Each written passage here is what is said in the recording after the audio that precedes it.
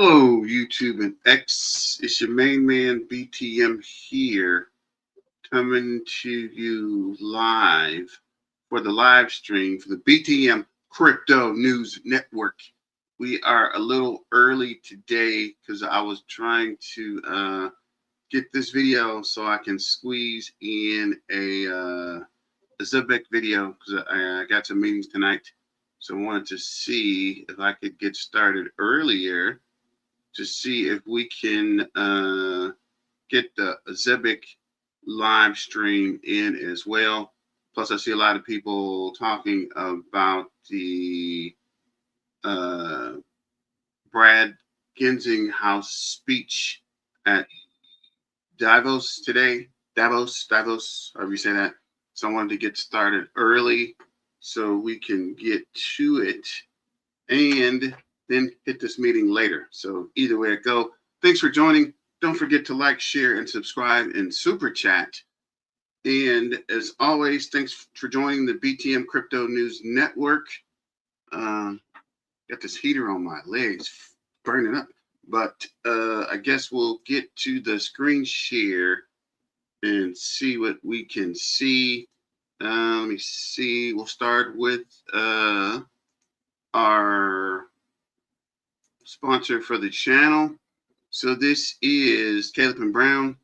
Caleb and Brown is a crypto brokerage, and they also help you with your crypto and self-custody it. As I've been telling you guys, make sure you have a self-custody storage or get your crypto off the exchange. Because like I've been telling you guys, when the volatility hits, it will be hard to do anything with your crypto, right? Like I know, when the pump starts or when the XRP goes crazy, the exchanges will keep you from selling your crypto, right? They're going to have you hold it on the exchange or have it where you can't transfer it out or you can't swap it, right? At some point, they'll freeze it and you'll have to hold it on the exchange. Or maybe the exchange crashes. Either way, make sure you get it off the exchanges before the price starts going crazy. I do have a self-storage wallet. I use Zelcore. And there also is a Tangent wallet for self-custody. I do have the Tangent as well. I was trying to get the Tangent. Should have had it already ready. Let me see. So this is, the Tangent wallet. And I should put a link up for Zelcore, but also this is, Caleb and Brown. Caleb and Brown has a good self-storage as well, and they give you a one-on-one broker. So if you're new to crypto, they're a good place to start. They give you a lot of information, kind of help you navigate this crazy crypto market and the exchanges and how everything works. So they kind of give you a lot of background. So if you're new to crypto, that would definitely be a good place to start. But as always, thanks, Kevin Brown. Gonna move over to the bubbles. So today on the bubbles, looks like there is actually some good movement, right? We actually have a lot of green, and we're not all red. Not 100% sure what happened, but looks like things are running. Somebody did mention this Canaan network at Davos yesterday or earlier what's today? Monday. So I think that's why it's pumping. And also, I went to a couple of Bitcoin conferences, and the Bitcoin conference folks were mentioning this might be one of the next big things. So I don't know. It's not financial advice. This is just for entertainment purposes. But I would say keep an eye on it. It might make some serious moves in 2026. But this is Canaan Network up 1.7 on the hour. up 14.1 on the day, down 1.1 on the week, up 62.6 for the month. Currently at the 14-cent mark. I think I got in when it was 7 or 8 cents. But let me know what you guys think about the Canaan network. Nero is up 8.6. Cubic is up 1.4. Algorand is up 0.6. Flare's up 0.5.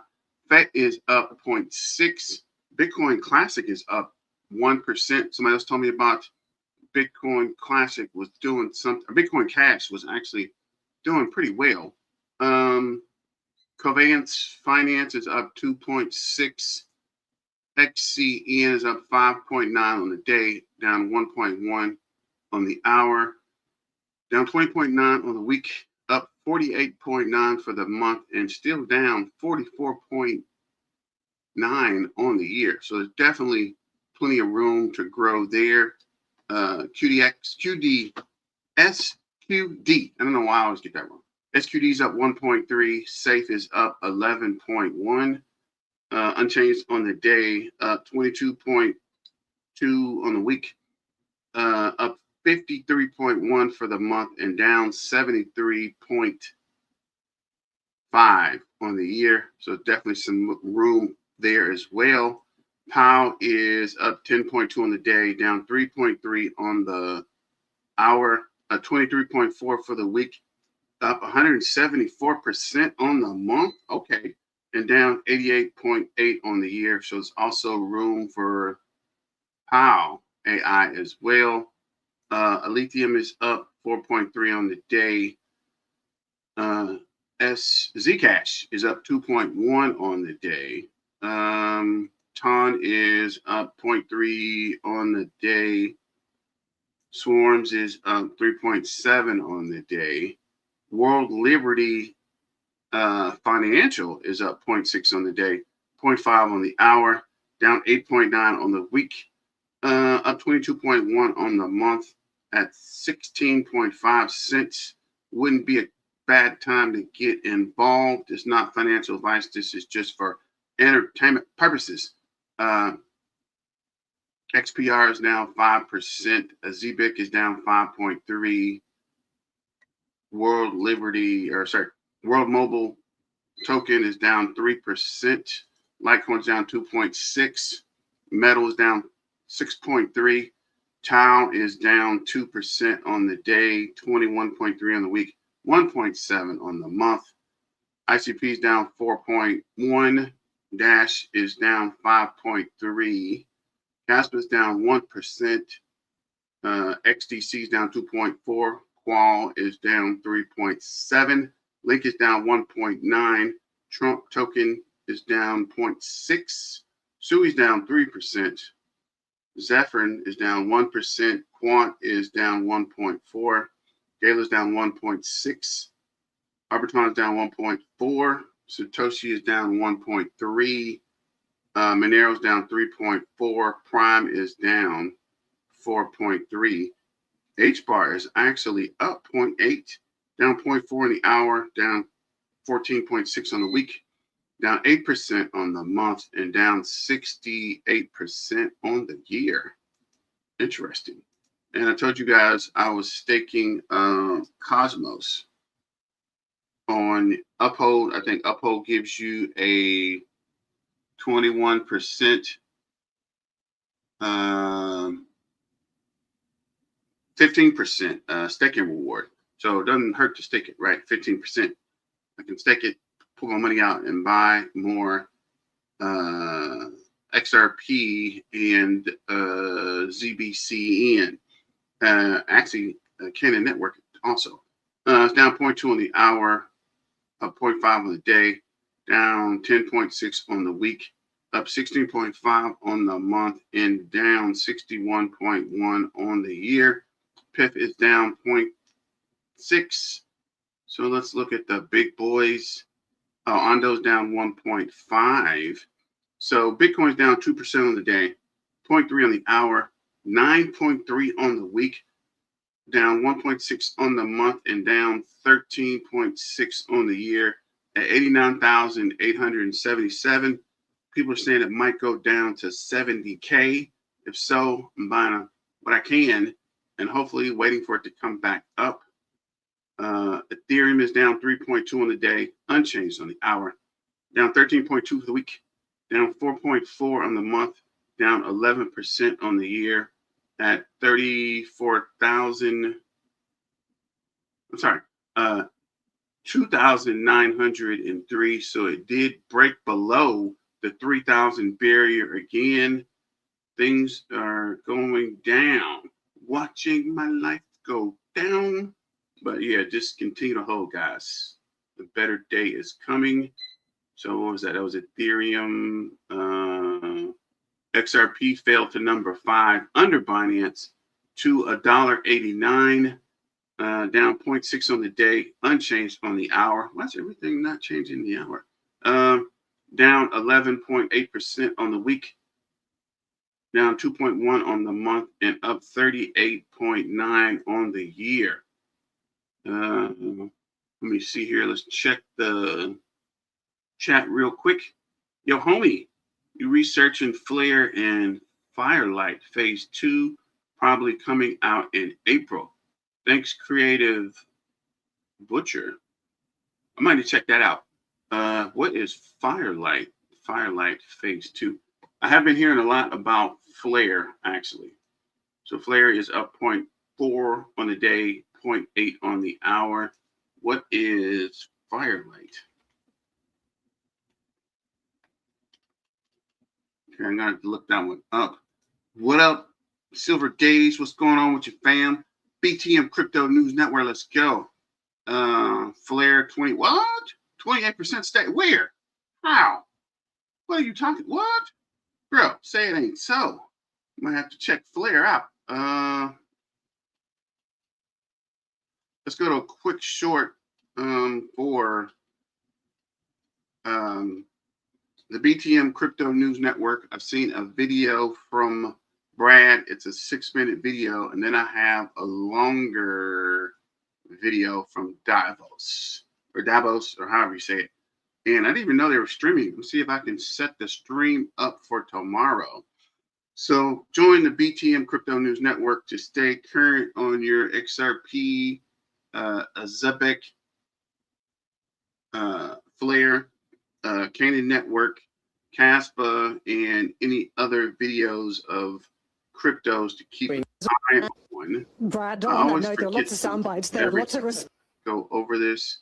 Let me see if I can get the volume right today.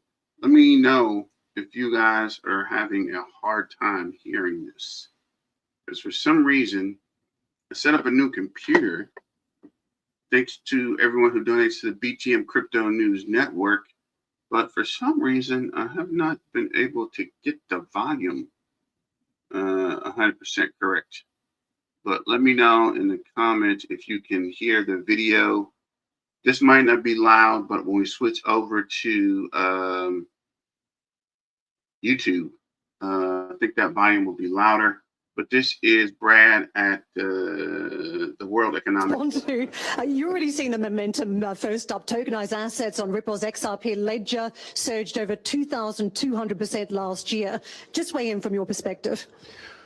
Well, I think I agree with a lot of what was said here. You know, I do think the first poster child of tokenization is really stablecoins. You saw, as Brian observed, massive growth last year. I think, went from, in 2024, $19 trillion of transactions on stablecoins. Last year in 2025 is $33 trillion. So about 75% growth. I think many in our industry would say that's going to continue. I think to the extent there's space between what Brian was just talking about and how I think about the Bitcoin idea of a Bitcoin standard, I look at that and I think it's much more of the marriage.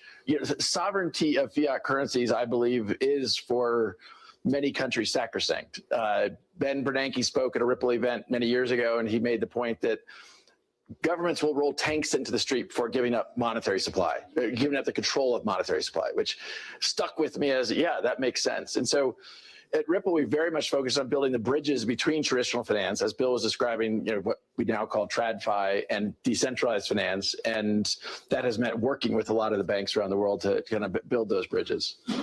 Governor, you have to address this. Is the euro in danger from a Bitcoin standard? No, I'm a bit skeptical, Brian. Sorry to say it about this idea of the Bitcoin standard.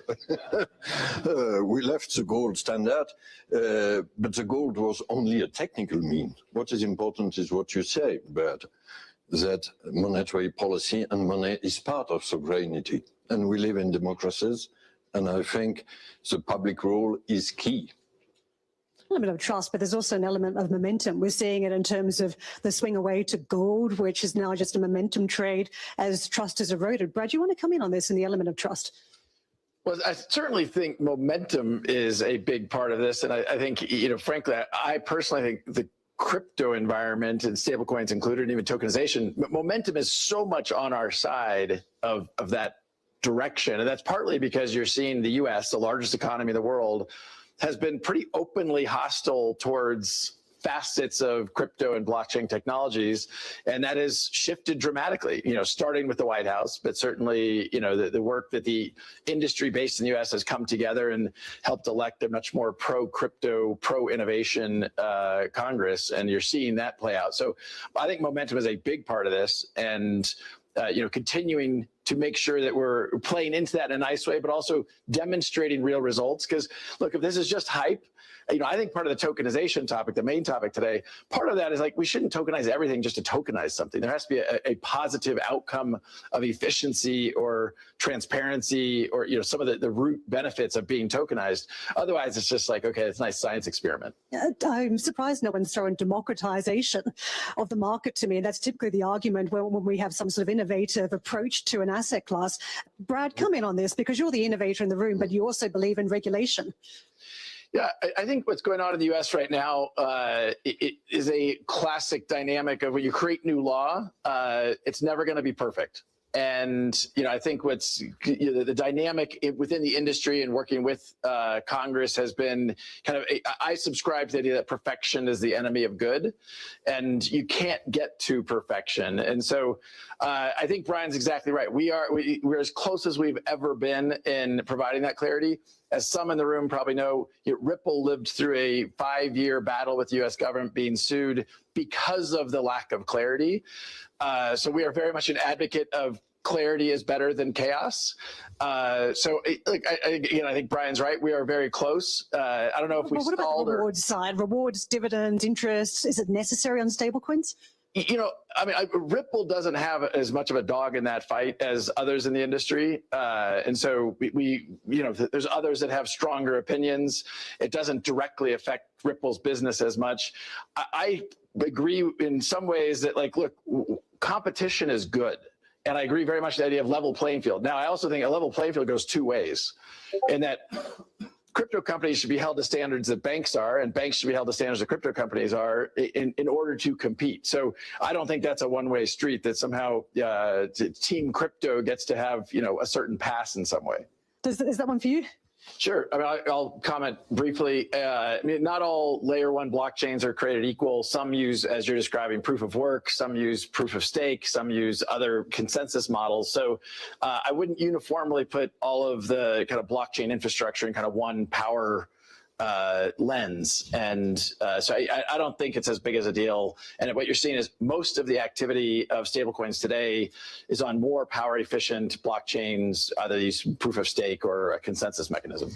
Just to add to that, proof of stake uses 99.9% less energy than proof of work, Right. which most of the tokenization is happening on Ethereum blockchain, which uses proof of stake. Now, I'm going to touch on that. Does it provoke more speculation in asset classes, and where does that leave the average owner? Well, you're choosing the word speculation. I subscribe to Brian Armstrong's comment earlier of opening up investment access, and investment versus speculation. I put in kind of two different buckets. They both have a purpose, and they both have active market participants. But I think the opportunity around tokenization for certain verticals is in fact the democratization of access to investment less so on the speculation side. I don't know enough about Trump's decision to make steps towards banning institutional investment in residential real estate to comment there, but I do think if you want economic exposure, investment exposure to a commercial building in Miami, and you have $10,000 US, you can't do that today. And I think opening that up, and I know Brian's example is even better because it's the many billions of adults who don't have any access. That my example is not perfect for that, but Right. that's the point.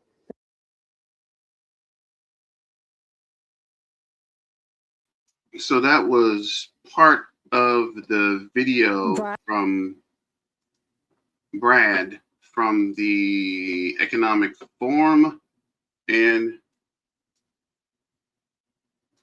I do have a YouTube video we'll stream later.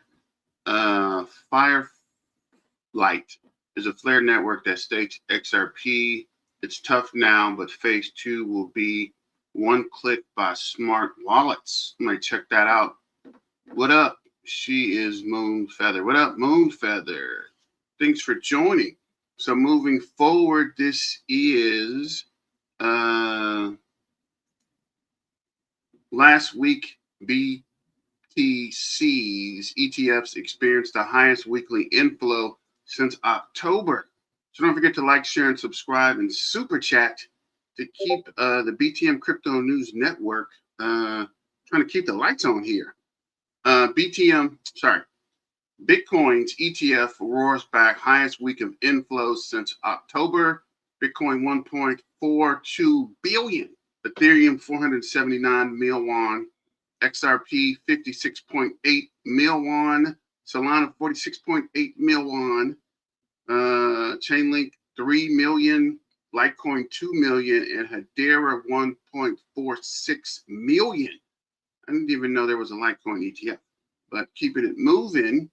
XRP Tokyo 2026 is Japan's largest conference, specializing in XRP in the XRP Ledger, hosted by XRPL Japan.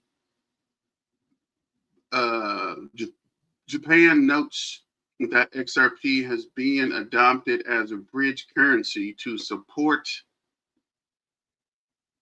Where we go here? Hold up. Okay. To support the global Internet of Value.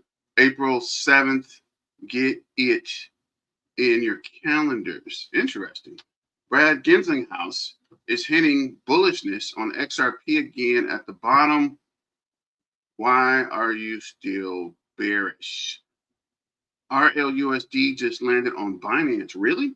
Brad didn't tweet that word by accident. Read it again. Extremely positive during max fear. You know what comes next.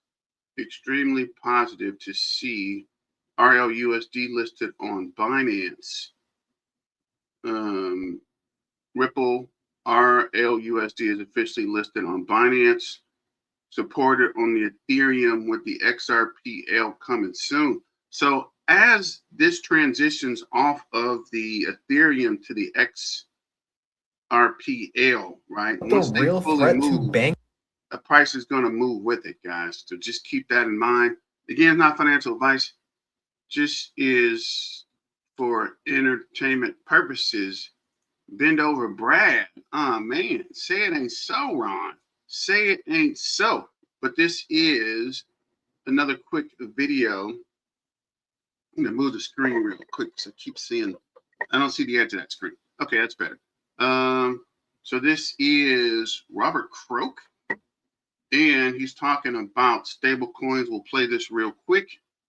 Hopefully the volume is good. Let me know if you guys can't hear it. Stablecoins are silently taking over the entire global financial system, and most people don't even realize it yet. One thinks that crypto's biggest threat is volatility, but the real threat to banks right now is stablecoins. Why? Because stablecoins do what banks can't. Instant settlements, 24/7 payments, and yields that absolutely destroy saving account returns. But projects touching stablecoins are the ones I'm watching. Obviously, Ripple, Circle, World Liberty Financial, and even USCR. Here's where it gets interesting, because stablecoins are actually the biggest threat to banks right now because they simply outcompete them on yield. That's also why Coinbase pushed back on the Clarity Act, because it would have limited stablecoin yield opportunities. Think about it. Banks give you what, 0.5%, maybe 1% if you're lucky. Meanwhile, platforms like Bluefin are offering 6.8% APR on USDT. Banks cannot compete. It's just simple as that. That's exactly why I'm watching USCR right now. Their team publicly endorsed Donald Trump's stablecoin USD1. They also announced that stablecoin applications are going live on January 27th. On top of that, USCR is up 17% today, while the rest of the market is down. In the past 30 days, it's up 80%. This is not financial advice, but this is exactly what I'm buying right now. Stablecoins aren't coming. They're already here. Stablecoins are silently taking over the entire. So shout out to this guy. He mentioned some stable coin. I might check that out as well. This is Creative Butcher. XRP can't stake. Flare allows XRP staking like a hub that connects the blockchains. Digging your video, bro. Thanks for that, Creative Butcher. Thanks for that information. We're definitely going to research it and get back to you guys if it is something we can all use. New account full focus on XRP and Ripple with real partnerships, real infrastructure, real use cases. I believe XRP is well positioned to play a key role in the future of global payments. I'll share the news, adoption, updates, and markets. So this is Ripple. XRP stabilizes Binance, integrates RLUSD stablecoin. This is another quick video. Make sure you follow the news. So what is the news, Mike? Using USD1 as a Donald Trump's World Liberty Financial just made a massive announcement that could reshape 2026 and the future as a whole. Just a few days ago, World Liberty Financial put out a post saying it is officially USD1 season, market cap climbing, exchange volume ripping. Meme projects choosing USD1 as a liquidity-based layer. We know the one meme project that is endorsing USD1 is USCR, as well as their stablecoin applications going live on January 27th. And USCR went ahead and responded to them by stating, "We support World Liberty Financial." Just yesterday, USCR posted, "Pack your bags January 27th" with the World Liberty Financial logo, as well as the stablecoin USDC. USCR just got verified at the start of 2026 on Phantom and has now been the #1 trending project in the entire world in the past week. But as always, this is not financial advice and you should always do your own research, but I'm going to be keeping my eyes on USCR and World Liberty Financial leading up to January 27th. Donald Trump's World Liberty Financial just made. So again, this is just an article. Haven't verified it yet, but I will check on that and let you guys know about USCR. Might be something worth looking into. Wow, yesterday we entered into Aquarius SCN and Brad Garlinghouse speaker today at the World Economic Forum. By the way, Brad's an Aquarius. I didn't know that. Moon Feather. You might check your channel out. Who's this guy? Black Root talks about it, but I definitely want to look more into the astrology, especially with investing with the signs, because I have a friend that only invests on certain cycles, certain periods, certain timelines. It's kind of weird, but he's making a lot of money, so I'm definitely going to look into it. World Liberty Financial, Eric Trump's government token. USDC1 is their stablecoin. Yes, USDC1 is part of the World Liberty Financial stable coins. This is XRP's holding strong amidst market chop. Whales loading up. Solana ecosystem buzzing with new NFTs. DeFi plays, Bonk, Swift are still mooning. New Ripple news. Ripple president says half of the Fortune 500 companies could have active crypto strategies by the end of 2026. Come on, Brad. Breaking, Binance will list Ripple's stablecoin RLUSD. Get ready, XRP Army, which is cool, but it's a stablecoin, right? I don't know how profitable a stablecoin will be. Generally, they hover around 99 cents to $1. So I don't know. Investing in a stablecoin would be good to hold, but I don't know it's going to make you a lot of money. This is not financial advice. This is just for entertainment purposes. XRP ETF saw an outflow of 26.8 million. XRP 53.32 million yesterday. XRP fam, hear me out. Could Ripple's RLUSD launch on Binance signal the re-entry of the world's largest crypto exchange into the US? Ripple and Binance CEO both hint at this being a wait and see moment. Trump pardoned former CEO of Binance, CZ, in October 2025. Key points: Binance co-CEO Richard Tang called the U.S. a very important marketplace, but said at a CNBC Davos event that the company was trying a wait-and-see approach to returning. At another CNBC event, Brad Garlinghouse, CEO of blockchain company Ripple, said that he thought Binance, the world's largest cryptocurrency exchange, would re-enter the U.S. I thought they had a Binance U.S. It's kind of weird. It is a very large market, and not that many years ago, they were a material player. Garlinghouse said of Binance. I know that's right. BitTrue has always stood behind the XRP community, and it's no different with the RLUSD. Looks like the RSUSD is picking up. Stay tuned as we get ready to launch something special for our XRP fam. Okay. So this is, look at these words. Ripple is telling us openly. Crypto news, crypto means. That's weird. But let's see what this is talking about real quick. Vertrauenswürdiger von Ripple hat hier nochmal ein Statement rausgehauen, denn nach einem der aufregendsten. I'm tripping. This is in German. I don't know why I always fall for the German man. So this is XRP Flash Payments.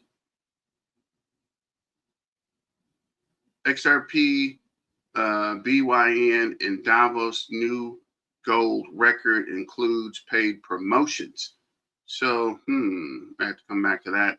So this is happening now. Times Square.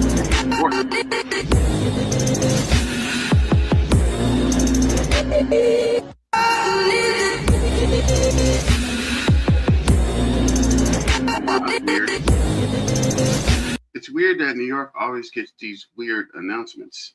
So this is Brad Garlinghouse speaks at Davos. I think we already went over that part. At the World Economic Forum on stablecoins, tokenization, monetary sovereignty, Ripple is building bridges between TradFi and DeFi. That bridges liquidity. That's where XRP comes in. See it now. This is XRP ready in Davos. Everything is set for Davos with names like BYN Melon, TPG, Ripple Aligns. It's no coincidence. This is the infrastructure meeting policy. XRP is where it belongs. Ripple's president, Monica Long, in 2026 will see the institutionalization of crypto. Trusted infrastructure and real utility will push banks, corporations, and providers of pilots to scale across stablecoin assets. Binance will list the Ripple USD-backed stablecoin RLUSD for spot trading January 22nd, which is tomorrow, starting with Ethereum pairs XRP or RLUSD and USDT, and RLUSD and XRP, a zero fee promotion will apply at launch with XRP Ledger support expected. Institutional adoption continues to build. And we looked at earlier for 30 minutes with over 4 million in XRP ETFs. That reminds me, we got to check out the ETFs. Most important hours coming for XRP, 2.5 trillion potential. Biggest 24 hours for XRP Ledger. Hit the like to manifest a $10 XRP this cycle. Energy is real, momentum is real, the breakout is coming. XRP at the center, Ripple at Davos confirms it. Crypto has moved from the sidelines into core global finance. Ripple and BlackRock highlights crypto's growing influence at Davos. Ripple has joined BlackRock and other institutions at the World Economic Forum in Davos, underscoring the increasing role of cryptocurrency in the global economic decisions. Ripple sponsored the U.S. House of Davos in 2026, a venture for U.S. companies and policymakers to engage in a private meeting on economic resilience, AI, and digital assets. CEO Brad Garlinghouse participated in discussions on crypto's integration with traditional finance. Coinbase CEO Brian Armstrong also attended, focusing on advancing crypto market structure reforms and promoting tokenization. The presence of Ripple and other crypto firms at Davos reflects the industry's shift from the parallel to a central role in high-level economic dialogue. So it's happening, guys. It is finally happening. This is, while Ripple, XRP, and Hedera HBAR stand next to the world leaders like President Trump in Davos to discuss crypto, tokenization, finance, energy, networks, and global identity. It's not just a panel, it's proof that crypto infrastructure is being integrated at the top. Not someday, right now. You can fade narratives, but you can't fade access. XRP and HBAR are ready, taken over. How Trump, Ripple, and Hedera shaped the global conversation in the World Economic Forum. Interesting. But let's look at some news. We'll come back to Ripple, XRP forecast 50% Fortune 500's DApp adoption. Long as predicted, that half of the Fortune 500 companies adopt balance sheets will hold digital assets by the end of 2026. This aligns with forecasts of high adoption rates and stable coins and crypto access, global enterprise banks and capital markets. In the article published on Ripple's website Tuesday, company president Monica Long says stablecoins such as the US dollar-backed RLUSD are the gold standard for programmable and 24/7 global payments. She mentioned how the current U.S. administration Genius Act law has made corporate America more welcome to crypto. Also, the launch of exchange-traded ETFs is evident that the digital assets are moving into core financial operations. Within 5 years, stablecoins will be fully integrated into world payment systems as the foundation one rail. We are seeing the shift, not in theory, but in practice, as heavyweights like Visa and Stripe have hardwired these rails into incumbent flows. Corporate crypto holdings will reach 1 trillion, says Long. According to the 2025 Coinbase survey cited in Ripple's president's predictions, 60% of the Fortune 500 companies were actively working on blockchain-related business plans that year. At the same time, more than 200 publicly traded companies have added Bitcoin to their treasury holdings. Long believes the reference survey is a vote of confidence in the digital treasury. The numbers of such firms have gone up in just 4 years in 2020, more than 200, with nearly half of that in 2025 alone.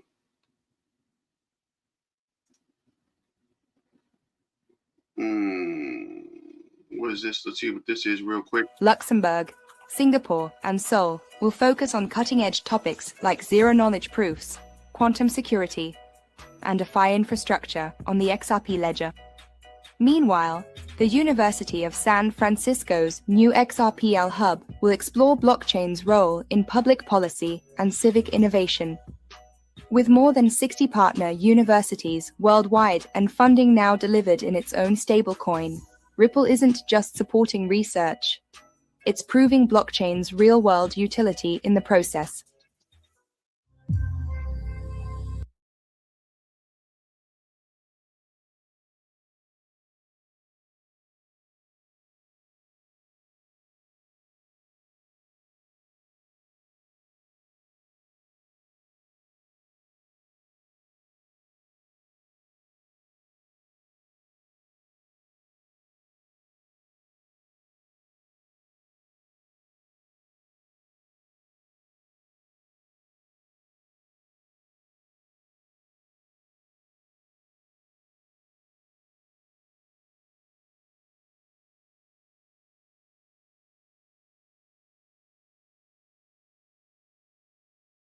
Oh, I'm really reading. XRP Ledger takes center stage in the World Economic Forum report on the financial market tokenization. World Economic Forum highlights XRP's ledger as the key driver of asset tokenization in global finance. XRP Ledger powers 1 billion private equity tokenization, cementing Ripple's role in next-gen finance. As blockchain innovation reshapes XRP Ledger, XRPL is positioning itself at the forefront of real-world asset tokenization. Crypto Research Smoke cites World Economic Forum reports highlighting XRPL's role in a 1 billion private equity tokenization project. A landmark move signaled digital assets growing integration mainstream finance. Tokenization turning real-world assets ownerships into digital tokens unlock unprecedented liquidity, transparency, and accessibility. The report highlights XRPL as the leading platform for large-scale tokenization asset assurance, leveraging its fast, low-cost, economic-friendly, and consensus protocol. By enabling seamless settlement and cross-border transfer, the XRP Ledger is posed to become the backbone of the next generation of global value.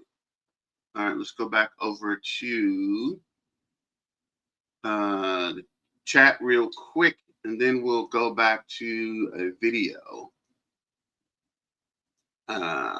I was on Rouge Show 2 weeks ago breaking down the bear bull guy meme. Check that out. I spoke on Brad and his numbers. Hit the likes on your way in. Thank you, Moon Feather. Stablecoins are store of value, not investments. Okay, thanks for that.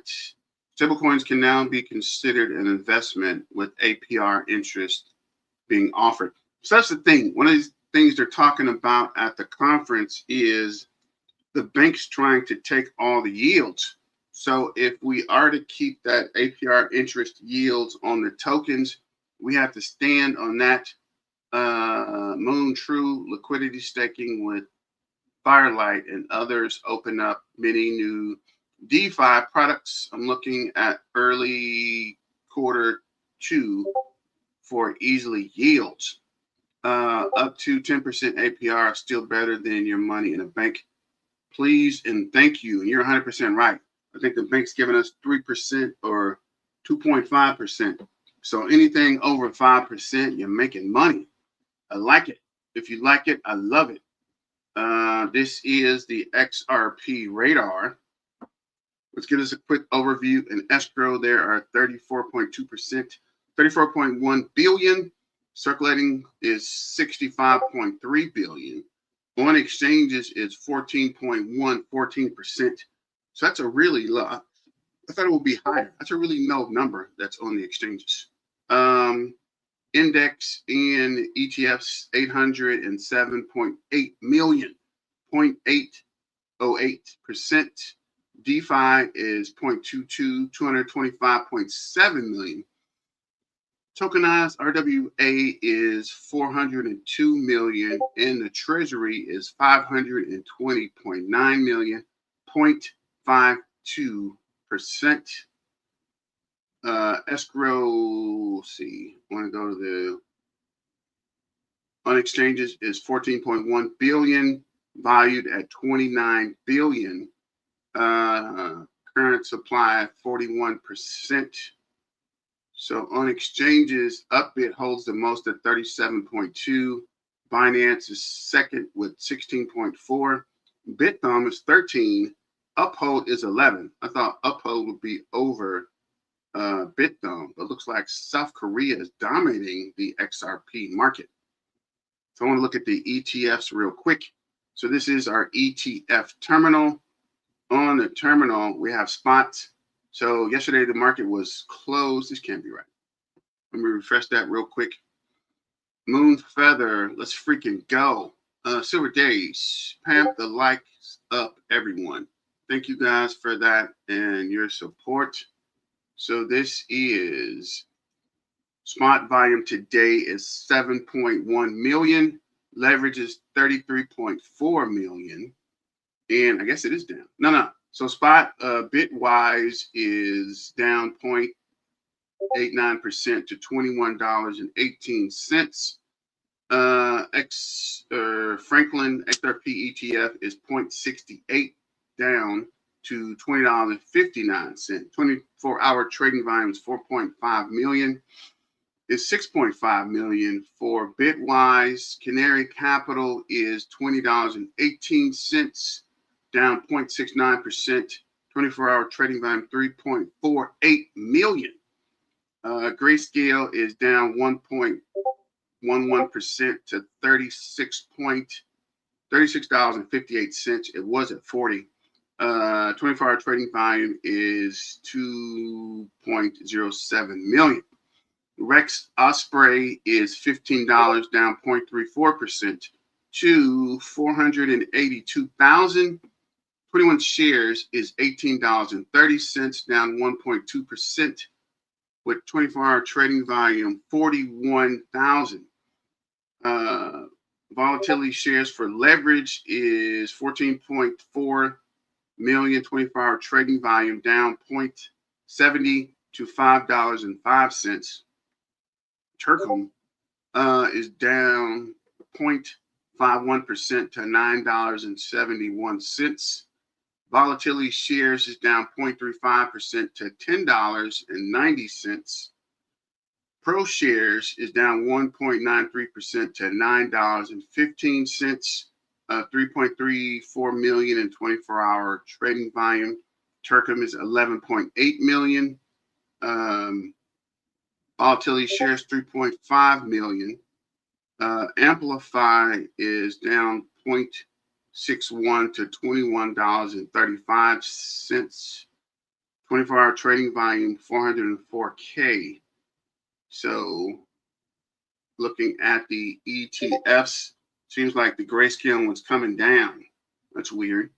So I'm actually invested in all of these. It's not financial advice. This is just for entertainment purposes.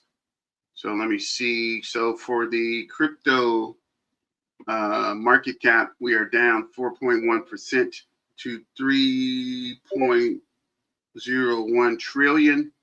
The CMC 20 is $187.50, down 4.41%. Fear and greed index is still neutral at 42. Altcoin season is 27, so we're still pulling away slightly from that Bitcoin dominance. Average crypto RSI is 31.1, and we are deep into the oversold territory. So let's see, currently, refresh this real quick, and refresh this real quick. So currently, where are we? XRP is $1.89, down 0.7%. Market cap is 115.1 billion, down 0.7%. 24-hour trading volume is 3.98 billion, up 18.9%. So on the live coin watch for the hour, we're up 0.99%. 24 hours, 0.05% down. For the week, we are down 11.5. For the month, we're down 1.95. For 3 months, we are down 21.31. And for the year, we're down 41.15. So there's definitely plenty of room to grow there. So this is the Davos. I want to say there's a full video here. I want to play this quick short. That is Blue is talking about the Canon network, but I want to play, I think it's this guy. 10 minutes, 34. I think this is 8. Yeah, I'll play this real quick, and then we'll go over to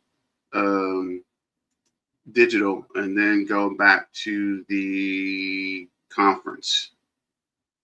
We've got a press release that was just put out from Ripple. I want to put out to you in real time. It's 7:54 a.m. Eastern Standard Time where I'm located. I want to make sure you got this information in real time. And also I want to talk to you about something that was released. I don't think a lot of people quite grasp just how big it is just yet, and why this will ensure that 2026 is our year, and also a few other pieces. Some quick updates from the chat. Moonfeather, love seeing you in the lives. Yes, that's Phoenix Rising. Silver Days, love you seeing in the lives. So Moonfeather, we might have to have you on the show some point. XRPL will replace XRP when they fully get their banking license. Really? Oh, Brad said nothing of XRP, but praised Bitcoin and stable coins. Really? Interesting. So let's go back to the video, and we'll go to that stream after these couple videos that were put out regarding what's going on with the Institutions Clarity Act and more. If you do like talking about Ripple and XRP, type an X in the comment section, smash that like button. Let's get into it. This was just put out in a press release, which as always, I will put in the description below if you guys want to go through and read it in entirety. But RLUSD continues to build on momentum. What was put out is Binance, which is the world's largest exchange, has just listed RLUSD on Ethereum with the XRPL coming soon. Now, a lot of people, when they hear that headline initially, they're going to think, well, that's not good for us as XRP holders. Why wouldn't we have it listed on the XRPL? Well, it's stating that it is coming to the XRPL soon, but being on Ethereum, RLUSD being on Ethereum is actually beneficial in a big way. And why is that? When you take a look at the network, it's massive. And so this is huge exposure to RLUSD, which is going to benefit RLUSD in a big way, which all stems back to XRP. Now, also, guys, I did want to talk about what X Finance Bull put out. He put out XRP in top 3 in weekly inflows, 69.5 million, as CoinShares put out some data confirming that capital is rotating to assets with real world rails. XRP is back in the spotlight for the right reasons. The market's going down, he writes, but institutions keep buying. And that is what we should be focused on and what we should continue to watch. He writes, if you know, you know. As we take a look at it, from a data standpoint, there's Bitcoin, Ethereum, then XRP. Everything below it is other assets. Yeah, that's what I was wondering too, Hulk. XRP or RLUSD needs XRP. I'm not sure how RLUSD will replace XRP. XRP will be the stable coin. RLUSD will be the stable coin.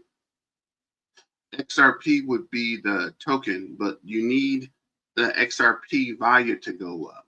So I don't know how XRPL will replace XRP, right? It's a stable coin. They're used for two different things. You can't use stable coin if the price fluctuates. The stable coin price has to stay the same. But we'll get back to that in a minute. Let me finish this video real quick. Like Solana, Sui, Litecoin, Zcash, Chainlink, all well below XRP. Also from Patrick Witt, he put out a post late last night. This is the executive director, President's Council of Advisors for Digital Assets.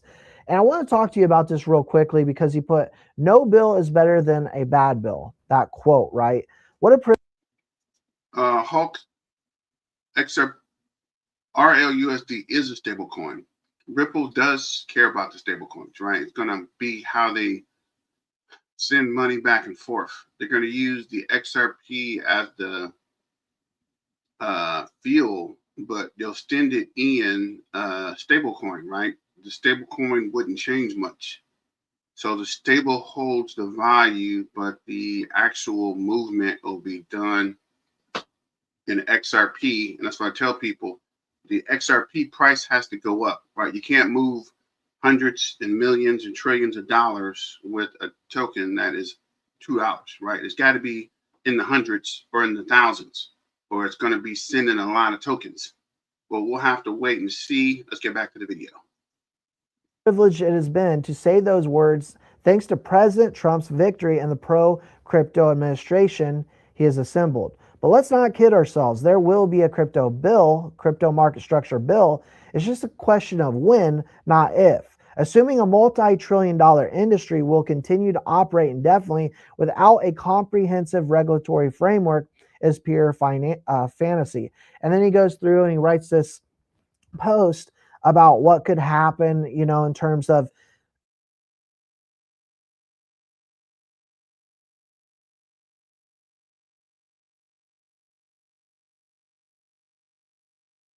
David here, and welcome to Digital Outlook. Guys, now, we are just will switch to the digital asset video. Canary Capital drops the bombshell, and I want to know what the bombshell is. So let's see what is going on here.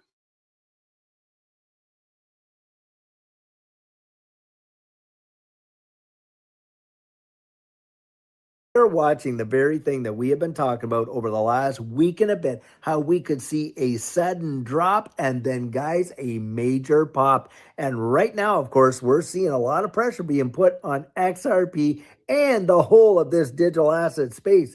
And the thing is this, guys, we could see a little bit more downward pressure, but I'll tell you what, after we hit that capitulation, I think we are going to fly.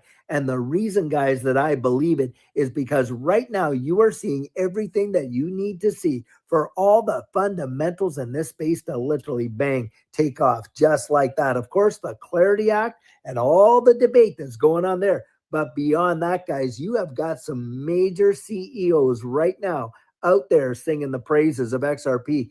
And one of them is Steve McClure, the CEO of Canary Capital. And he has gotten out there and talked about how XRP is absolutely going to take the lion's share of real world asset tokenization. XRP Ledger is moving things like stable coins, their own stable coin, RLUSD, as well as other tokenized real world assets.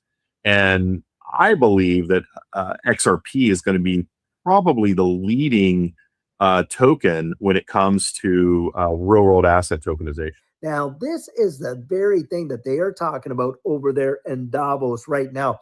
Guys, they are talking about how they want to go out there and tokenize every single one of these markets to bring the distributed ledger technology to the forefront in its application for all these fiat economies and debt-based systems. That is what they're planning.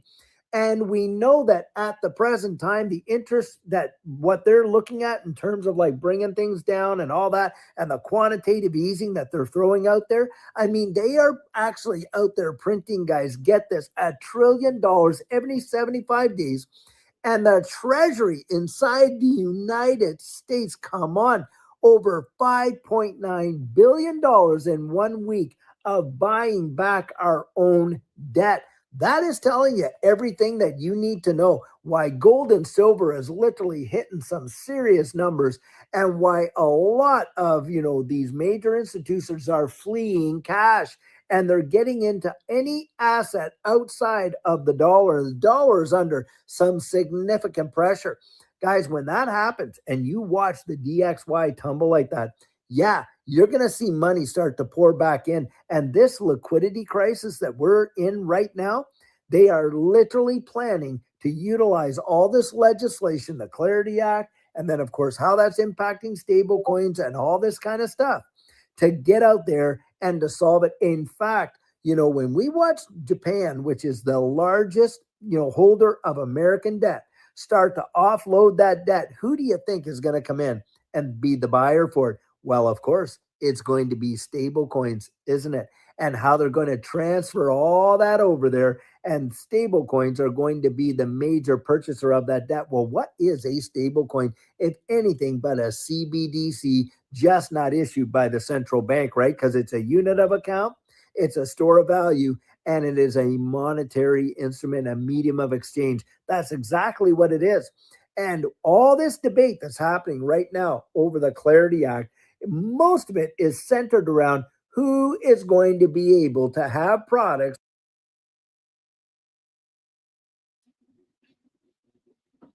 Moon Feather, I agree with you 1,000%. There's got to be a shakeout so these guys can panic sell, right? Sell the retailers, and then they're going to jump in and buy it up cheap, right? Anytime, tell people that all the time. Anytime there's a major movement, there's always a shakeout, right? The price always goes down crazy. People panic and jump out, and that's when the big boys buy it up and ride it to, what is that, Valhalla? My daughter tells me about that all the time. See, you can see here it's coming down and it's holding at that $1.89 on the 5 minute. On the 15 minute, it came down. It's coming back up. I'm pretty sure we're going to get another one of these major dips today, and then it's going to go all the way back up over $2. So let me know what you think about that on the 2-hour chart. There's going to be another one of these that comes way down to maybe $1.85, $1.82, and from there you're going to see the biggest green candle you've seen in crypto. But that's just my opinion. Don't kill the messenger. Don't forget to like, share, and subscribe. And hit your main man up with a super chat. Just trying to keep the lights on here on the Bitcoin or the BTM Crypto News Network. Let me get back to what video was this?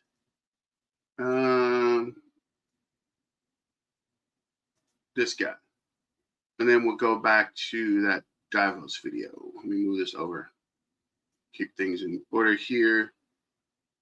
15 minutes, 14 minutes, and 13 minutes. This was 5 minutes. Let's go back to Canary Capital.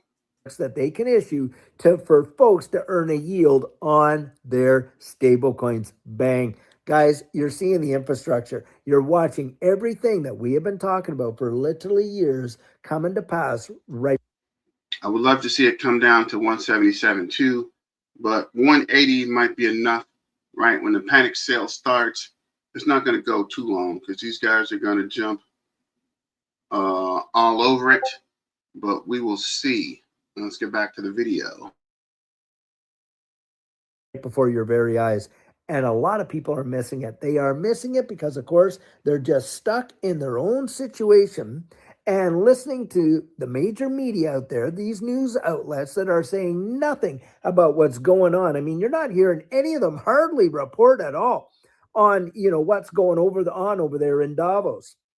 And if anything, you're going to see a little squawk box stuff on the finances and that. And this digital asset space, and they'll little tickle your fancy kind of stuff. But they're not getting into the real meat and potatoes of what's coming. And it is going to represent, guys, the biggest single greatest shift of how our monetary system works since the invention of coin.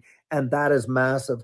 Most folks that are oblivious to that are going to get swept away by it. It is going to change everything. It's going to change their identity with digital IDs. It's going to change the proof of ownership, NFTs, non-fungible tokens. Guys, it's going to change how remittances are made, how we actually look at money and deal with it, and how we're actually going to interact with one another worldwide. It is going to happen.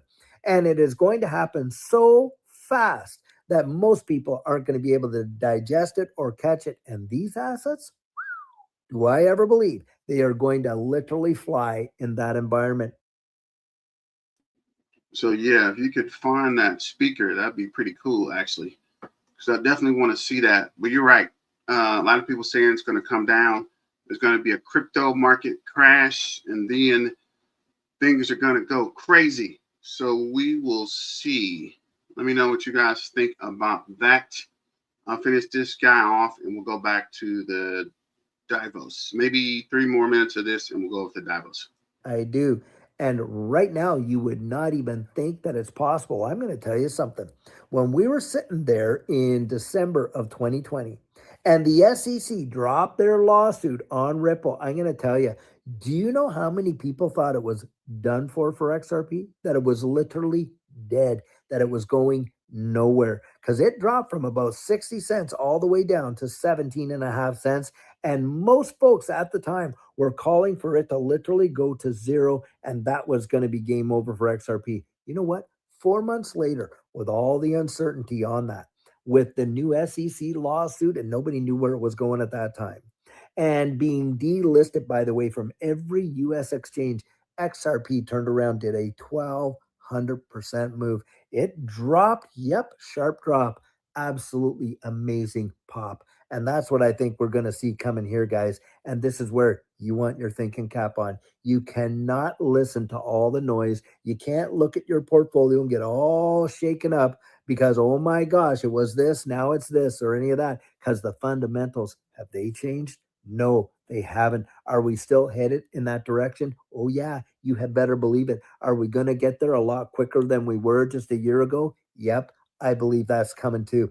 Guys, get yourself ready and get yourself prepared, and don't let yourself get all fudded out because it just looks a little nervous right now, because they will play the emotional card on you so long as you let them. The only way to win, guys, is not to play the game. Understand the rules, to be sure, but don't play the game. Do not let yourself get all worked up and all shaken out because, hey, you're watching a little dip right now. Because I'm going to tell you something. When would you have liked to have gotten in? When the price was way up here or when the price was way down here? Well, all of us want to get in. It's grade 5 economics, is it?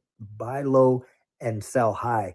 And that's how you have to think, guys. I know it's hard because you feel the feelings. Judy and I, do you think we didn't feel? Of course we felt the feelings, but we've zoomed out. And that's what I say, when in doubt, zoom out. Surround yourself with people that are going to encourage you in your conviction, not discourage you and have you all just absolutely terrified and everything like that. And that's why, guys, Judy and I, back at the time, we were in a Discord of 34 people. There wasn't even that many in there. But boy, the benefits and the dividends we reap from those relationships. And right now, you know what? There are folks that are watching these videos daily that were there with us and can attest to what happened. And it became so revolutionary. Guys, in our mastermind, we have got an amazing community of folks in there that are like-minded, just like what you are feeling exactly what you are and can share perspective with you, and you can share perspective with them. And as iron sharpens iron, we sharpen one another, and we get through this together, guys. We get through it together. We don't let them fight us out. We know what we hold, and oh boy, do we ever build our conviction. And that is my 100% biased opinion. You get it, and you get it as transparently as I can deliver it. But like I say, I can share my convictions with folks. I can't give them the confidence that goes with it. But I'll tell you what, one thing for certain is it helps when you're not in it all by yourself. And how many of us have felt so isolated by our families who think we're absolutely insane for doing what we're doing. But we are holding on to our convictions because what we believe is coming and the evidence is all around us. And so that's why I encourage you. The link is in the description. And by the way, this Monday, we are going to. You guys really hate this digital outlook guy, huh? This guy has been saying the same crap for years. Always gonna go crazy. Gonna happen so fast. You're not ready. You don't think it's possible. How many times have we heard this guy say that crap? XRP is his cash cow. Apparently, but if you got in early with the before the market went sideways, right? I think you might have came out okay, right? It was 70 cents for a while, so that would have been a definite decent investment, right? If you got in right around the lawsuit. But let's run this video from Davos. I'll run this video and then we'll be back. I guess we'll do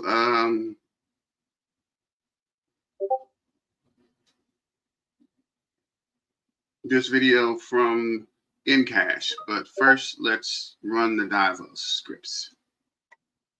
Based on hard money. Brad, on that note, there are lots of sound bites there, lots to respond to. You're already seeing the momentum. First up, tokenized assets on Ripple's XRP Ledger surged over 2,200% last year. Just weigh in from your perspective. Well, I think I agree with a lot of what was said here. You know, I do think the first poster child of tokenization is really stablecoins. You saw, as Brian observed, massive growth last year. I think, went from, in 2024, $19 trillion of transactions on stablecoins last year. In 2025 is $33 trillion. So about 75% growth. I think many in our industry would say that's going to continue.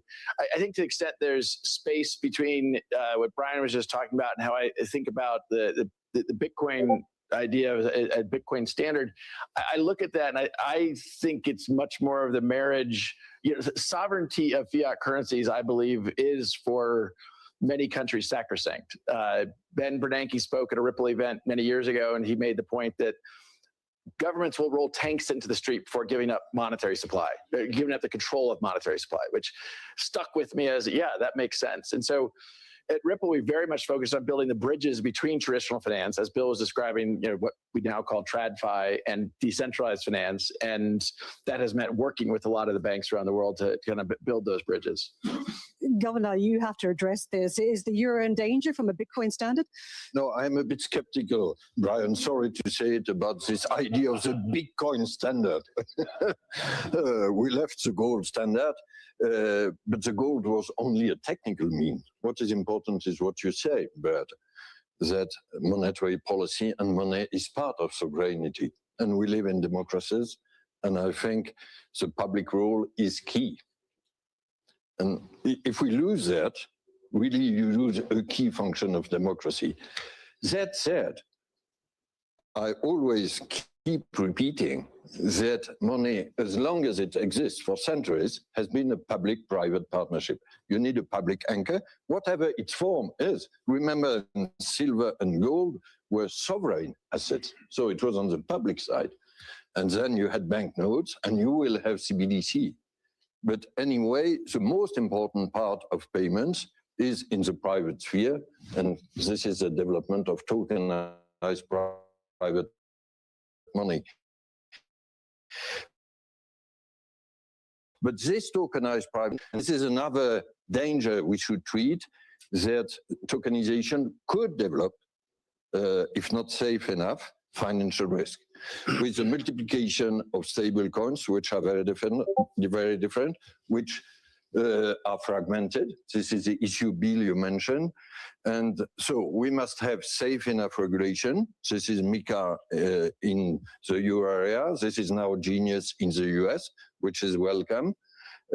Because if stable coins are not enough, we could have the risk of a somewhat Gresham's law, you know, this famous one, that the bad currency is more used for transaction and the good currency, which would be CBDC, would be kept for store values. Right. So I think we are on the right track to regulate. We could improve MiCA, still more improve Genius perhaps.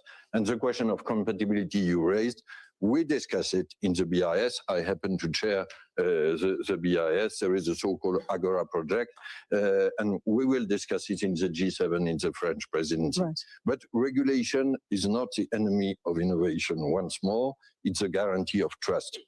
It's fascinating that you say that. Brian, you mentioned a complementary role that you could play. Is there a complementary role in Europe when there's so much regulation and it is about the digital euro?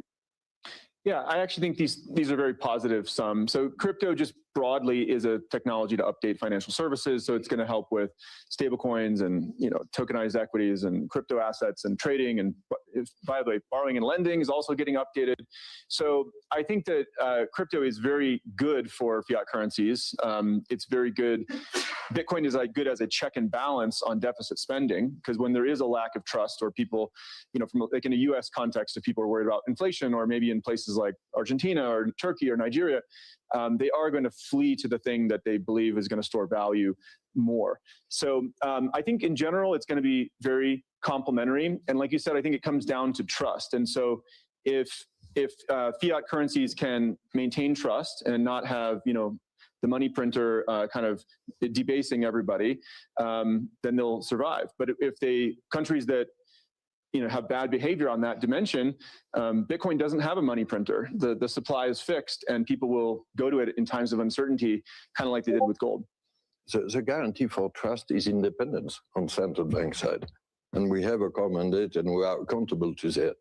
But sorry to say that I trust more independent central banks with a democratic mandate than private issuers of Bitcoin, which have a very useful role. But Bitcoin is a decentralized protocol. There's actually no issuer of it.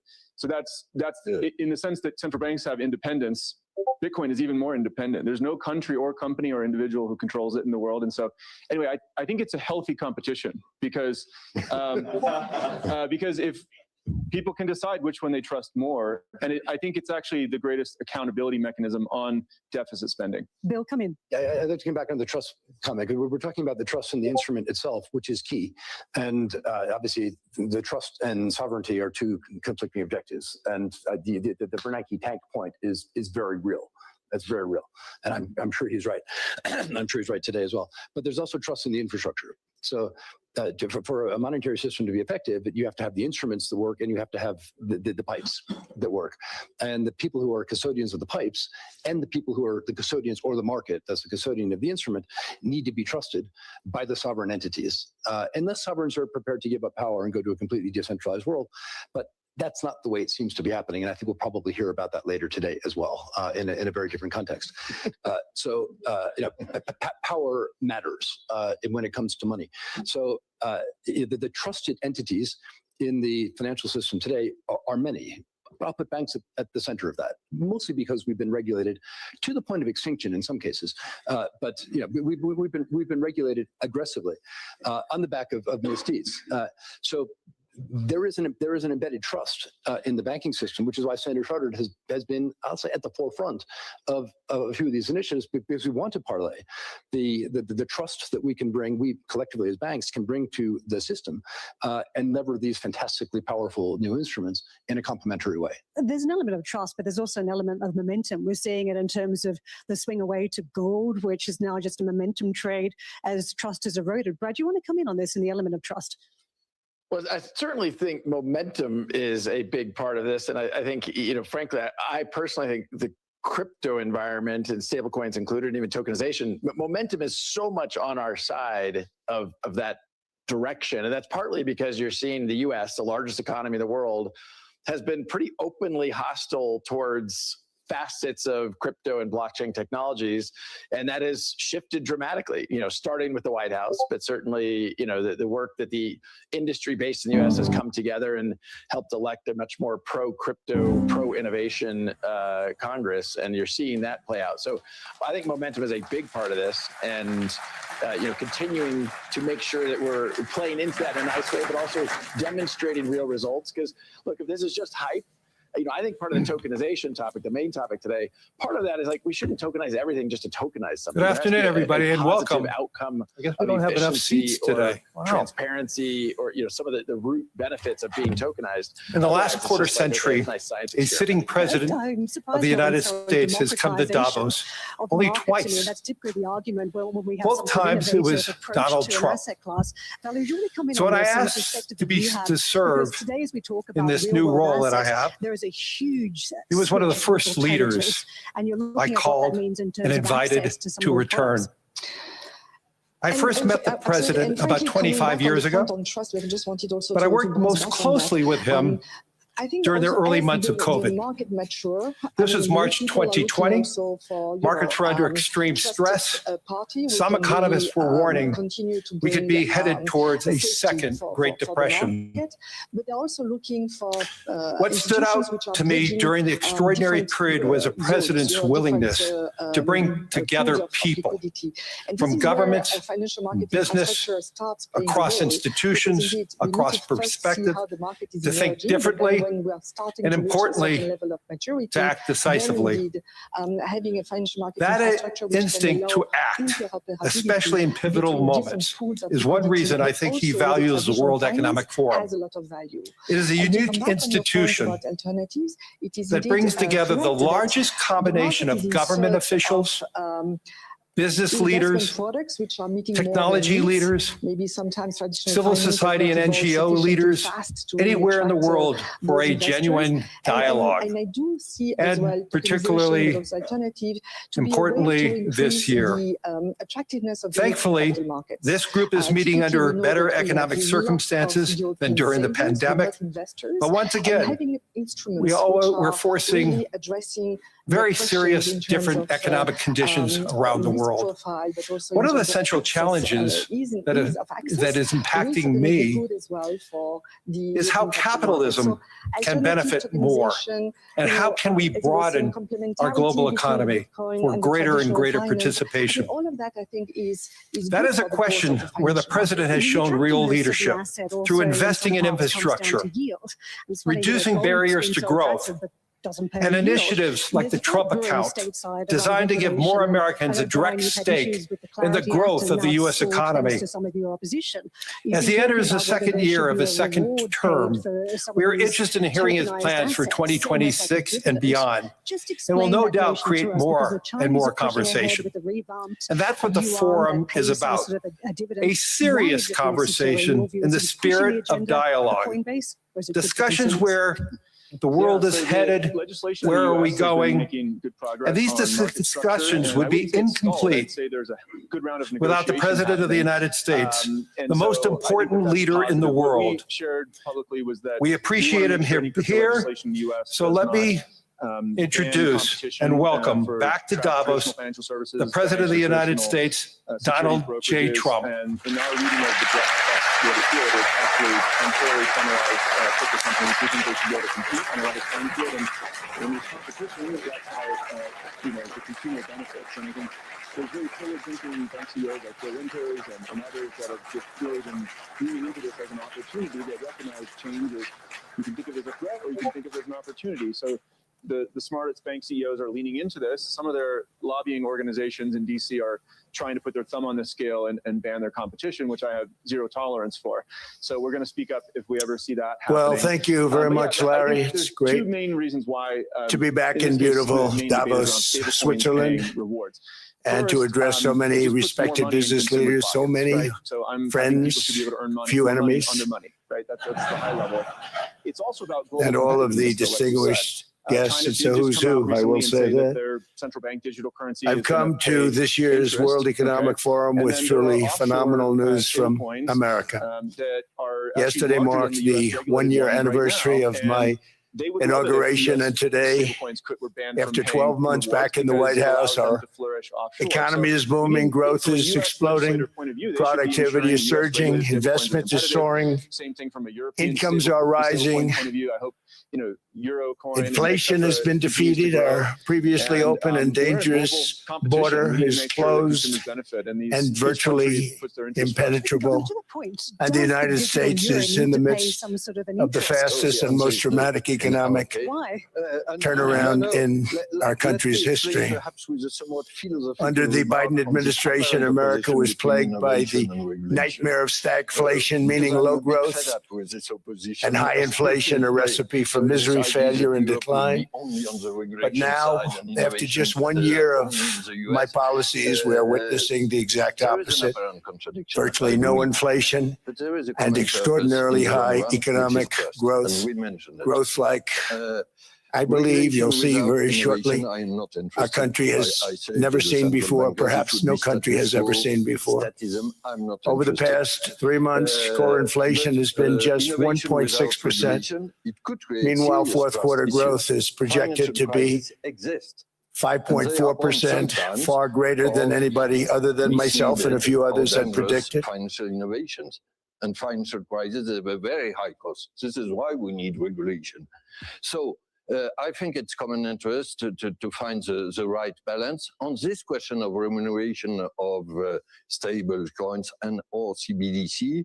We have a look at the effect on financial stability on the banking system. I don't want to enter the US debate. We see where the interests are. There are also private interests. They are legitimate. But the public purpose should be also to preserve the stability of the financial system.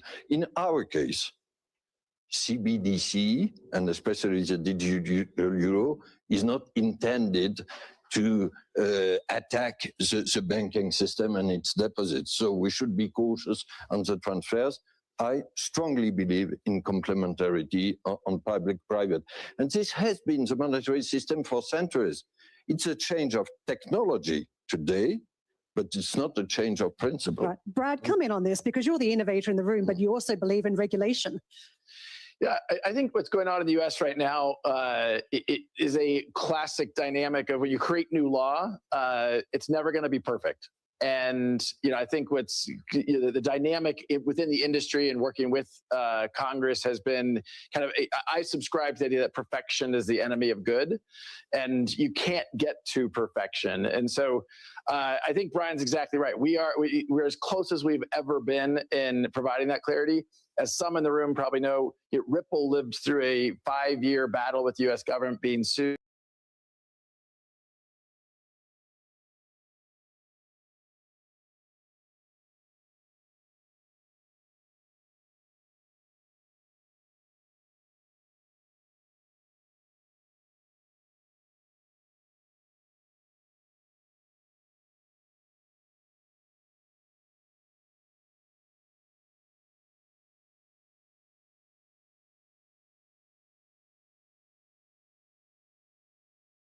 Is that look, competition is good.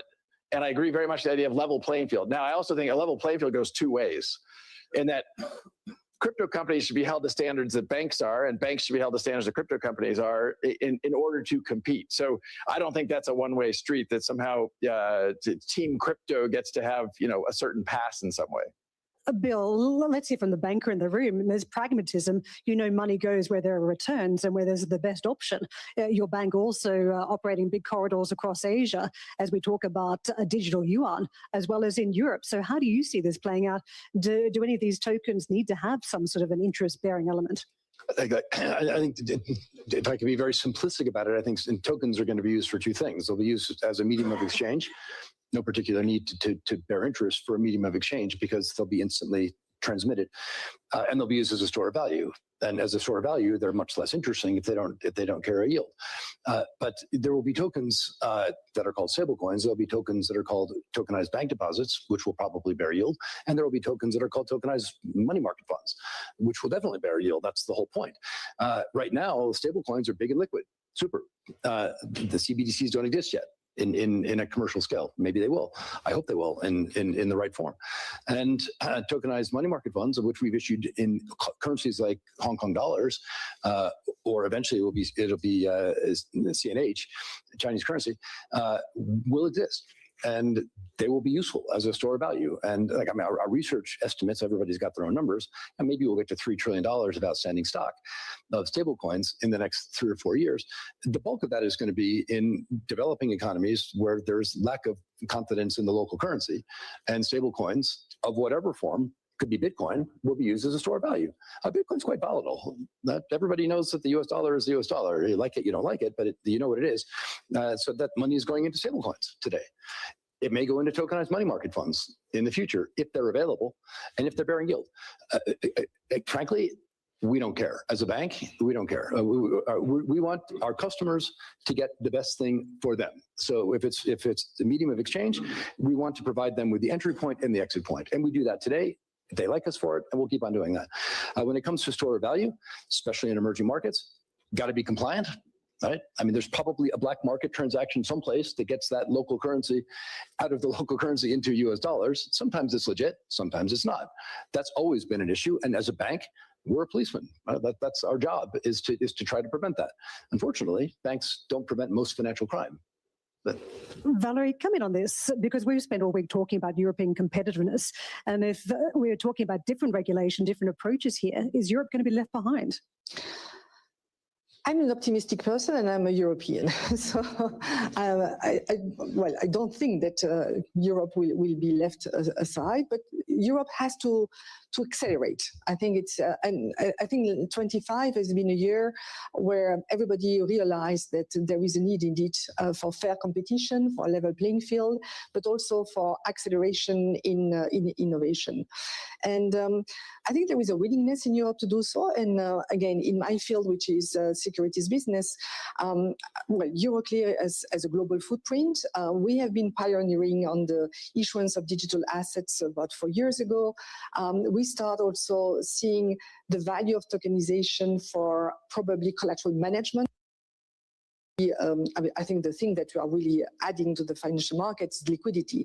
And if you can start, increasing the liquidity, the movement of the collateral management through different pools of liquidity, that will also again benefit the whole capital markets. Right. So to your point, no, I think Europe has to indeed innovate faster, but at the same time, I think there are a number of banks, there are a number of financial market infrastructure, there are a number of players who are definitely willing to be part of that game, and we will be at the rendezvous. Just a quick one, Brian, before we open up to the audience. Is there a geopolitical element here? You've got so many stable coins backed by US dollars. You've got the yuan moving at pace as well. The reality of the future, if there's more transactions in both of these currencies bypassing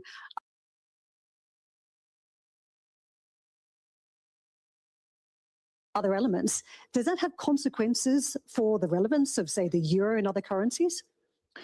I do think that they're in global competition. Absolutely. China, US, Europe, going down the list, Japan.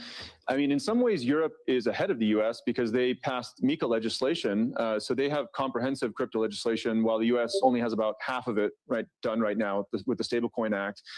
And we're now working on market structure. So Europe is ahead, but the vast majority of stablecoins are actually US dollar backed still. And so, when I meet with leaders in the Europe, I basically encourage them to move faster, allow some of these things like rewards on stablecoin, which is different than interest and yield, that would allow them to be globally competitive. So I do think Europe, I'd like to see them move faster on European stablecoins. Governor? No, I think on this question of sovereignty and geopolitical balance, first, we are all from advanced economies. And this is perhaps missing in the panel, because this development of tokenization, you mentioned it, Bill, is probably an increasing challenge for some developing countries or emerging economies, because it could mean a full dollarization. Let me put it this way. On the other side, it will bring serious economies, cost savings on the cross-border business. And this is a huge benefit, I hope, for the developing world.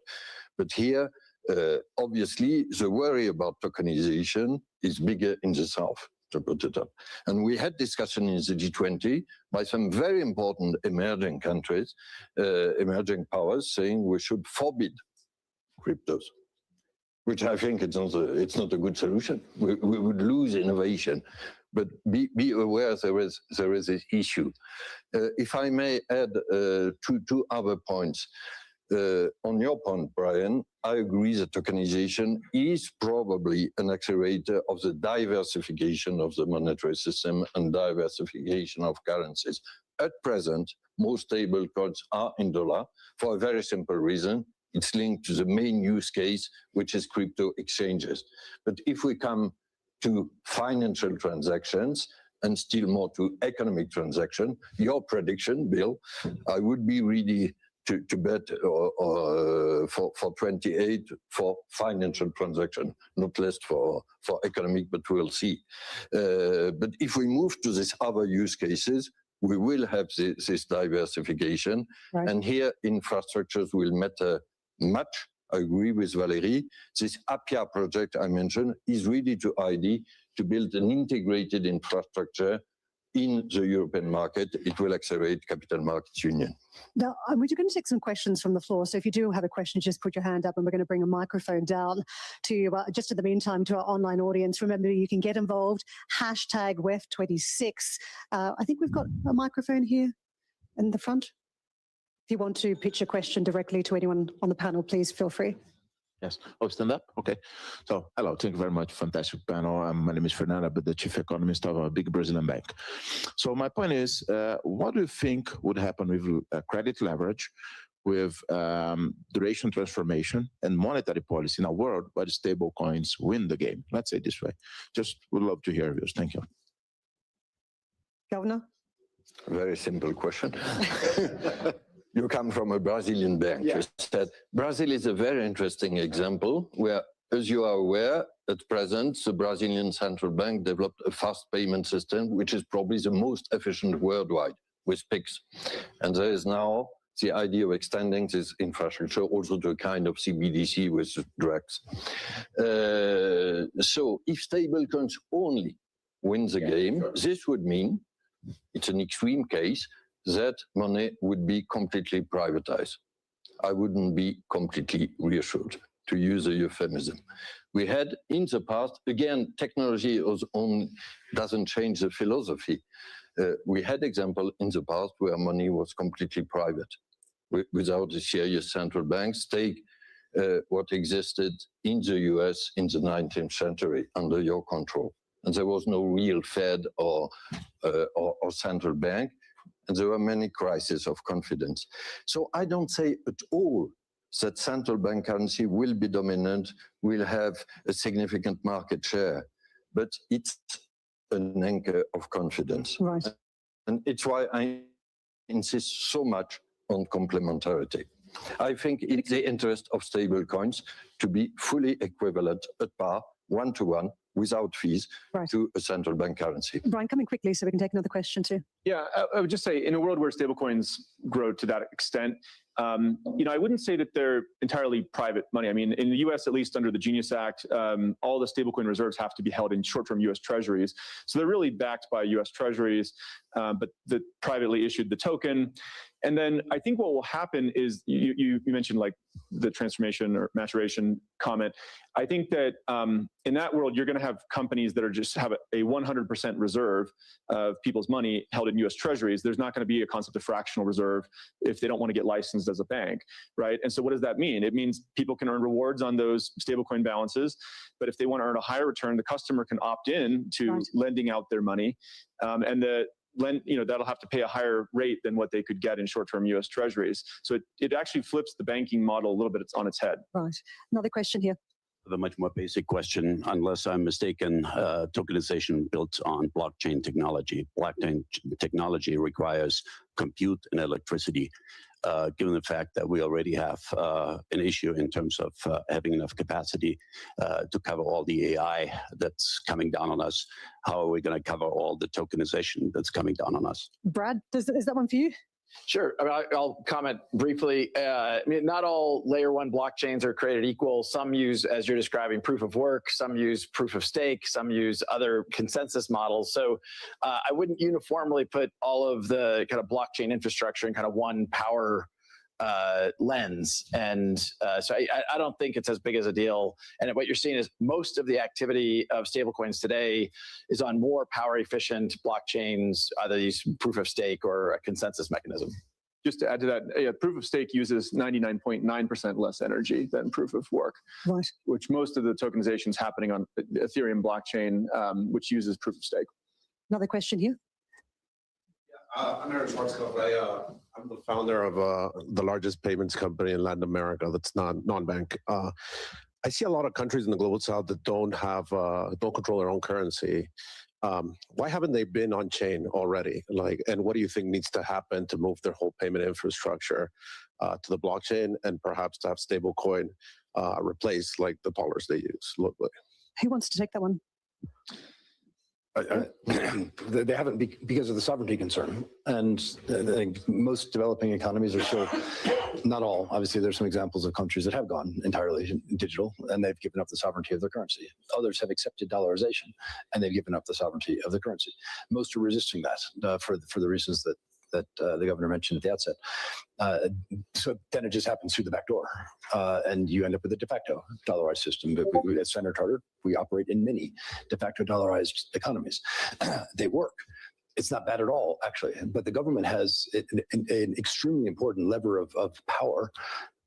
These are not typically democracies, although they may be in some cases, but the government loses a lever of power to control the destiny of their people, which typically isn't popular with the people. So, but if it doesn't happen through the front door, it happens through the back door. But the better outcome by far is to have a legitimate monetary regime in the first place that's managed by a legitimate central bank. And obviously, many countries in the world have achieved that, not least the European Central Bank. So, no, let's be serious. I mean, like, how many countries have hit their inflation target, consistently over a period of time? I mean, we're struggling with that right now. So, anyway, but you guys are experts, and you're dealing. Can I only add on a positive note? I completely agree with what Bill just said. That many of these emerging countries and still more developing economies are very innovative in fast payment systems. So they are more on the infrastructure side than the currency side itself.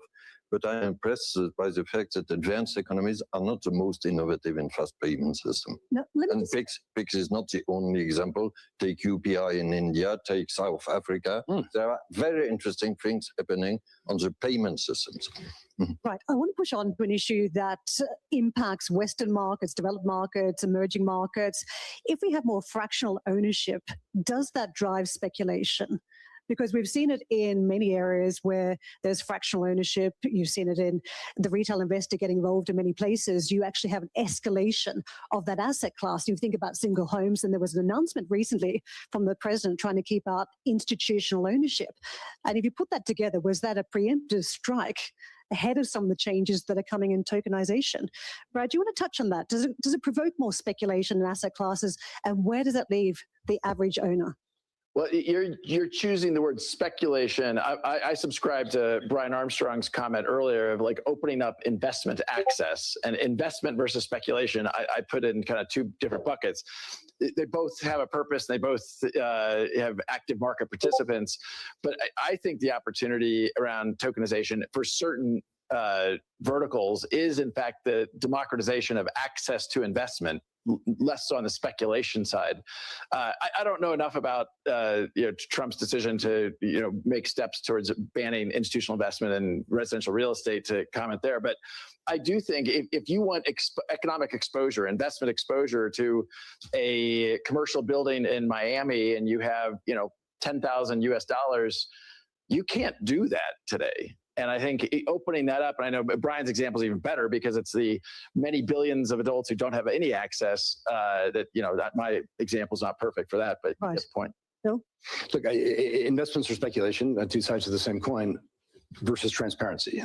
So when you have in a fractionalized world, you'd have much more transparency. Transparency is typically good for systemic stability in the long run. Although it can lead to bubbles or bouts of short selling that induce volatility. On balance, I think where we've had nasty financial crises, they've been when there have been problems that some in the market have seen, but couldn't act on and couldn't normalize that. So I would always vote for transparency. Fractionalization should lead to transparency. Governor, 10 seconds. No, just to say that yes, to increase access to investment, as you said, but it must go along with increased awareness of risk. And this is the question of advice by the financial industry to their customers and financial literacy. So it should go together. If not, it could be a catastrophe at the end. Valerie? I completely agree. I think it's two sides of the same coin. I think it's also according to the risk profile of the people, but access doesn't mean speculation necessarily. I'll take a different take, which is I think the top 10 fiat currencies of the world will have enough trust to pursue.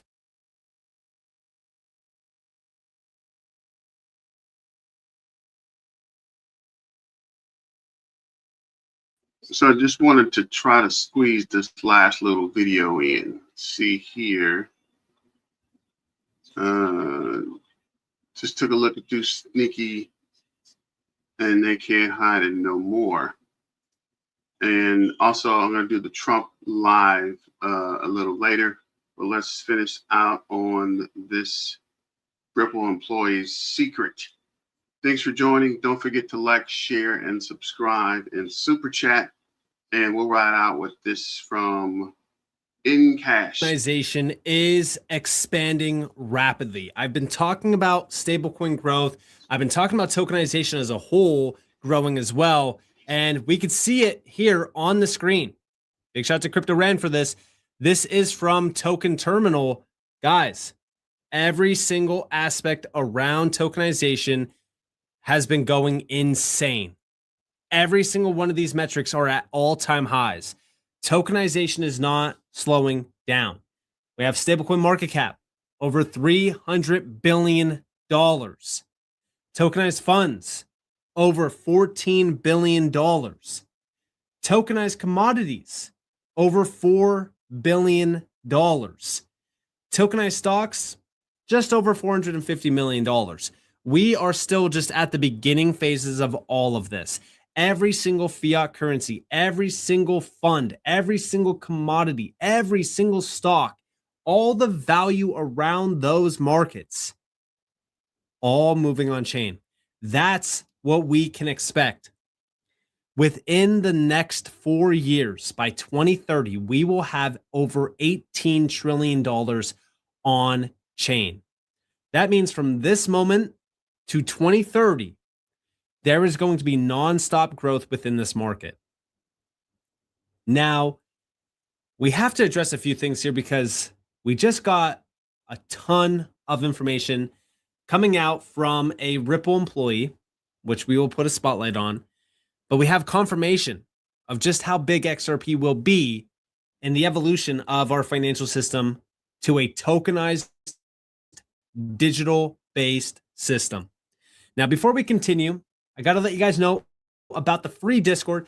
You guys should be in this free Discord. If you guys are into crypto, if you love crypto, this Discord is the place to be. Over 13,000 members are in this Discord. It's completely free. You guys can join right now. If you want to get access to additional content, extremely valuable content, project breakdowns, you name it, there's also a premium side that you guys can join. You can get a 7-day free trial. You can cancel before you even get charged and just see if you guys like it. There's going to be links down in the description below, as well as in the comments below if you guys do want to join up. And with that in mind, let's go over here to stablecoins. I have been putting a spotlight on stablecoins for a while now. It's because stablecoins are the evolution of our fiat currencies. This is fiat currency on chain. When you start to bring money on chain like this, specifically fiat currencies, you start to see the evolution of our system in real time. Now, if we're looking at the growth here, you could see just how early we are because there's only 223 million users, aka the holders tab. Monthly active addresses about 45.71 million. There is going to be a day where the holders tab is over 1+ billion holders. The monthly active addresses, well over 250 plus million. And the monthly transfer volume, well, just forget it because it's going to be in the tens of trillions of dollars. Not to mention the market cap also being in the trillions of dollars. We are just at the beginning stages of stablecoin growth. And also, don't forget the tokenized market. $21 billion. We are just at the starting point for this too. There is going to be so much growth happening and hitting these markets over the coming weeks, months, and years ahead. I don't think people are prepared for what's coming for this market. And by the way, when we think about a lot of these networks, a lot of people overlook XRP. I have mentioned many times over on how fast the XRP Ledger is growing around tokenized assets. Even today, when we are looking at the 30-day transfer volume across the board, stablecoin growth, and even tokenized asset value, we're still seeing a tremendous amount of support for the XRP Ledger. There's a lot happening here. There's so many things. There's 55 RWAs on chain right now for XRP. Again, like I said, this all happened in roughly like a year and a half. The growth here for XRP is insane to watch, but we're still just at the beginning phase. Now, when I think about a lot of the things around the XRP Ledger, I also think about RLUSD. RLUSD has been growing rapidly from the market cap to the holders. I mean, it's one of the craziest things to watch. I mean, I know that like we love stablecoins. We look at stablecoins. We are watching and tracking stablecoins, but I've never been so fixated on a stablecoin before RLUSD. And the reason why is because we're still seeing a tremendous amount of growth around the XRP Ledger for RLUSD. In fact, almost 14% in the last 30 days compared to a 0.59% growth on Ethereum. That means that the XRP Ledger is starting to grow a lot more here when it comes back to RLUSD value. Now, when it comes back to RLUSD, I expect this year to be much bigger than 2025. And this is exactly what happened in 2025. This is from Jack McDonald, 1 billion plus milestone. Compliance first, they got a conditional approval from the OCC regarding the National Bank Trust Charter. On top of that, they also got a New York Department of Financial Services license. Then BNY Global was selected to custody RLUSD reserves, which was a big deal. Bridging RWAs with BlackRock's BUIDL and VanEck's VBIL tokenized funds via Securitize. This was also combining DBS Bank and Franklin Templeton, partnering up to enable repo trades for a tokenized money market fund with RLUSD, bringing stablecoins to capital markets. Then the global footprint. Beyond the US, RLUSD has secured key recognition in international hubs like Dubai, the FSA, and Abu Dhabi, FSRA. Multi-chain expansion, the future is interoperable. We're expanding to layer 2s like Optimism, Base, Inc., and Unichain via Wormhole's NTT standard. There's been so much growth happening in just 1 year around RLUSD, and 2026 is going to be even bigger. Why do I say that? Well, because again, we're still seeing major partnerships happening like LMAX, which we talked about. This is on-chain FX, trillions per day. RLUSD now tapped in completely. Not to mention that Ripple just announced back in August 2025 that starting in Q1 of this year, SBI Holdings in Japan will begin to distribute RLUSD in Japan. This is in the first quarter of this year. So RLUSD is now going to be hitting the Japanese market in a big way.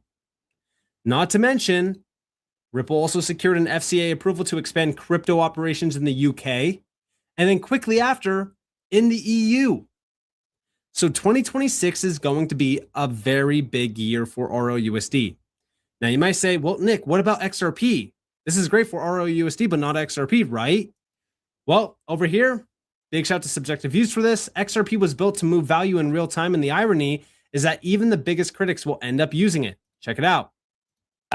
And the volume on XRPL, that's more banky? Is that the way to think about it?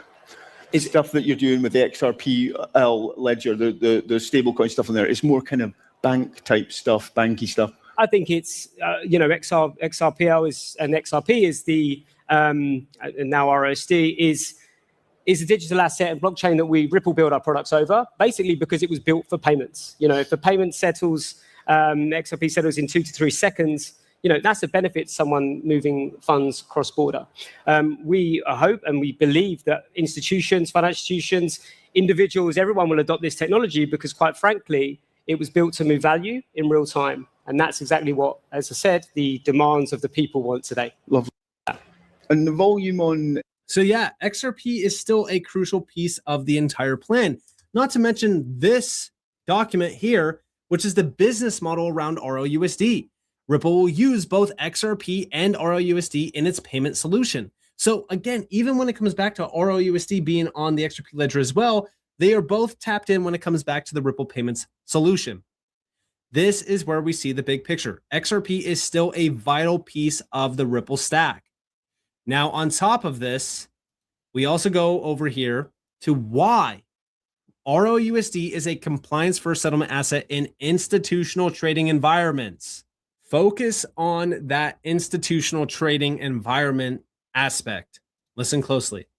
And Ripple RLUSD is now, I think, one of the real main contenders. We're talking about the heavyweights, USDC, Tether, far ahead of everyone else for now. But so RLUSD over $1 billion right now. The majority of that on Ethereum, right? But there's also, you're building up the XRPL, the XRP Ledger contingent. How much of it's on XRPL then? I think it sits around 30% on XRPL now. I think if you look at the overall stablecoin volume, 70% of the total stablecoin volume sits on Ethereum. So it certainly made sense for Ripple to launch RLUSD both on Ethereum and XRPL. And certainly we will believe that people will see the benefits of XRPL in terms of the speed, in terms of the transaction cost being a fraction of a cent. And ultimately, in time, we'll see a lot of that volume move over and eclipse kind of what we have on Ethereum there. We're already kind of seeing that on the institutional side in terms of that real need to implement solutions which are going to serve businesses. So we recently, you may have seen, acquired a company called G Treasury. They have a treasury management solution. They have visibility of over $12 trillion of global businesses that are moving funds just between entities globally. And I can tell you the amount of interest we have had off the back of that announcement from these large enterprise customers to be able to utilize RLUSD as a method of moving and funding their businesses globally is astonishing. If you think at the moment, if you're a global business and you need to fund your company's operations for the weekend, you have to send a payment on a Wednesday, Tuesday, to ensure it's there on a Thursday or Friday to have that operational efficiency. With RLUSD, you can send it on a Friday afternoon. You can send it on a Saturday. It's 24/7, 365 days a year. And I think that's where really we're going to unlock a lot of growth across the whole industry because, like you mentioned, it's going to be the standard. The demands of the people today are very different in terms of having those bound by local rails, by the 9-to-5 kind of banking world. And moving on to crypto and digital assets is going to solve a huge amount of those pain points. So yeah, we see a lot of, we're very optimistic on the growth there. Yeah. So yeah, I mean, listen, at the end of the day, when we think about the key aspects here, Ripple is fully focused on the institutional side of things.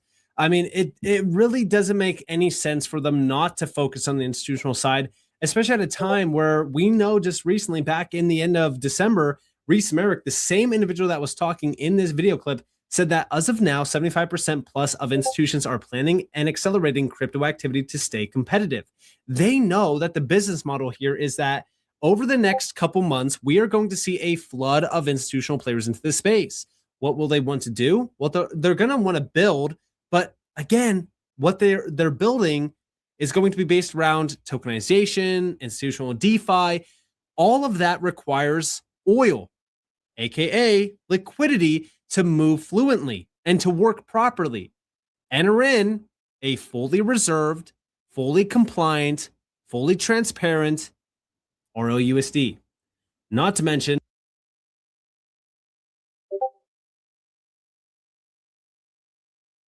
news for Canton.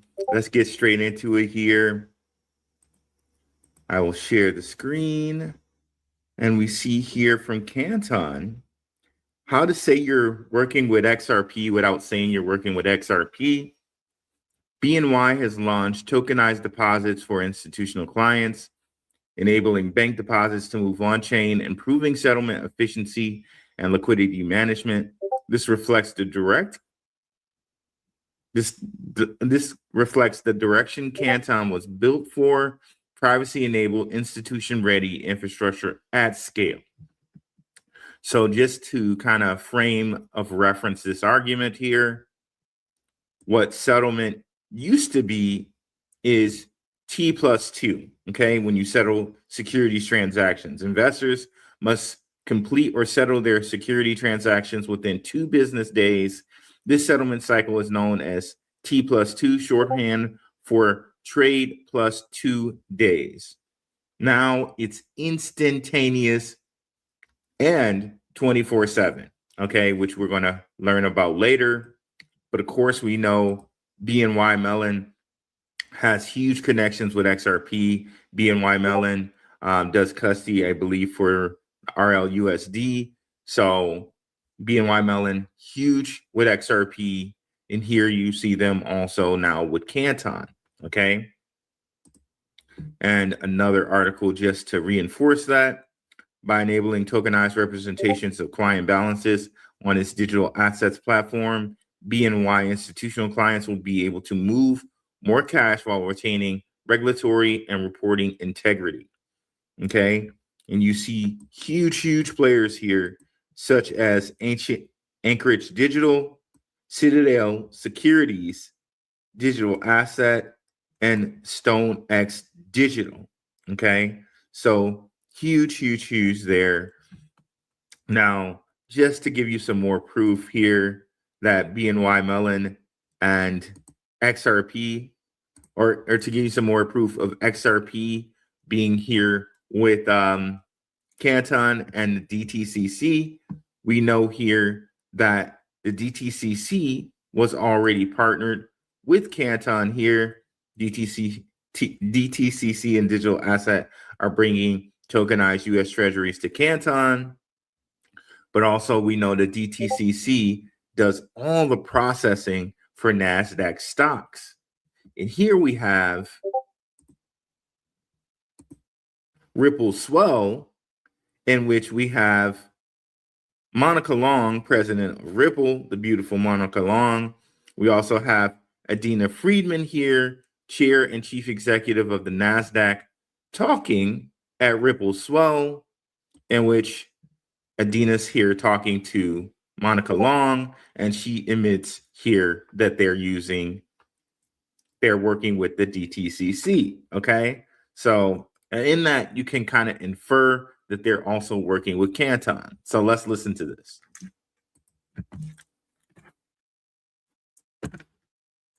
Is the depth of liquidity and the confluence of investors, retail investors, institutional investors, hedge funds, all coming in and contributing to price discovery. So what we've filed for is to say, look, we manage 3 million messages a second. In our US equities markets, we're probably managing anywhere from 3 to 5 billion messages just inbound into our systems every day. In options, we're talking about 80 to 130 billion messages in our systems every day. So these are very scaled systems. But the post-trade processes is where we really want to focus. So we're teaming up with DTC to be able to create choice. So you put a flag on an order coming into the market that says, I want to settle this in a tokenized form. DTC takes that flag and basically upon execution and basically routes your settlement through a different decision tree. Think about it that way. And through a different process. So just like we've seen there, just like we saw with the releases, they're going to route your settlement through a different decision tree. They're going to route your settlement using Canton to do it in a private manner and ultimately using or going back to the XRP Ledger, in which they can do 24/7 settlement. Okay. So let's emphasize that as well here. Again, we have a post from the DTCC, which Canton reposted. Today, the DTCC and BNY Global announced that DTCC's FICC subsidiary has officially launched its collateral in lieu service under its sponsored general collateral offering and via BNY's global collateral platform. Excuse me. With BNY Securities Finance and Federated Hermes Inc. successfully executing the first repo trade on a new solution.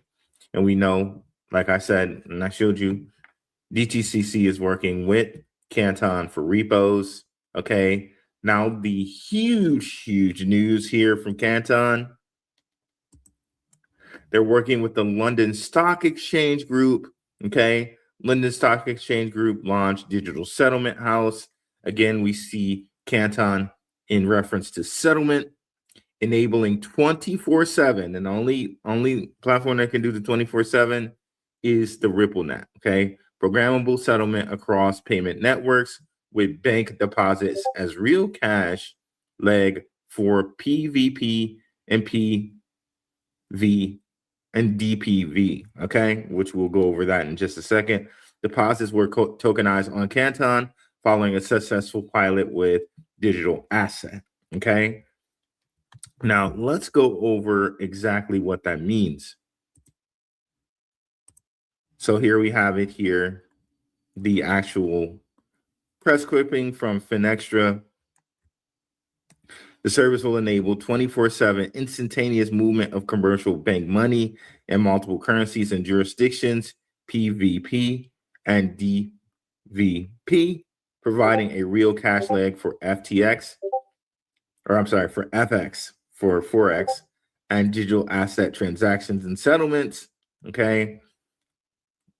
Dish Cash will operate accounts at commercial banks, providing members with instant ownership of commercial bank deposit at any bank within the network, and a mechanism for 24/7 movement of commercial bank money, okay?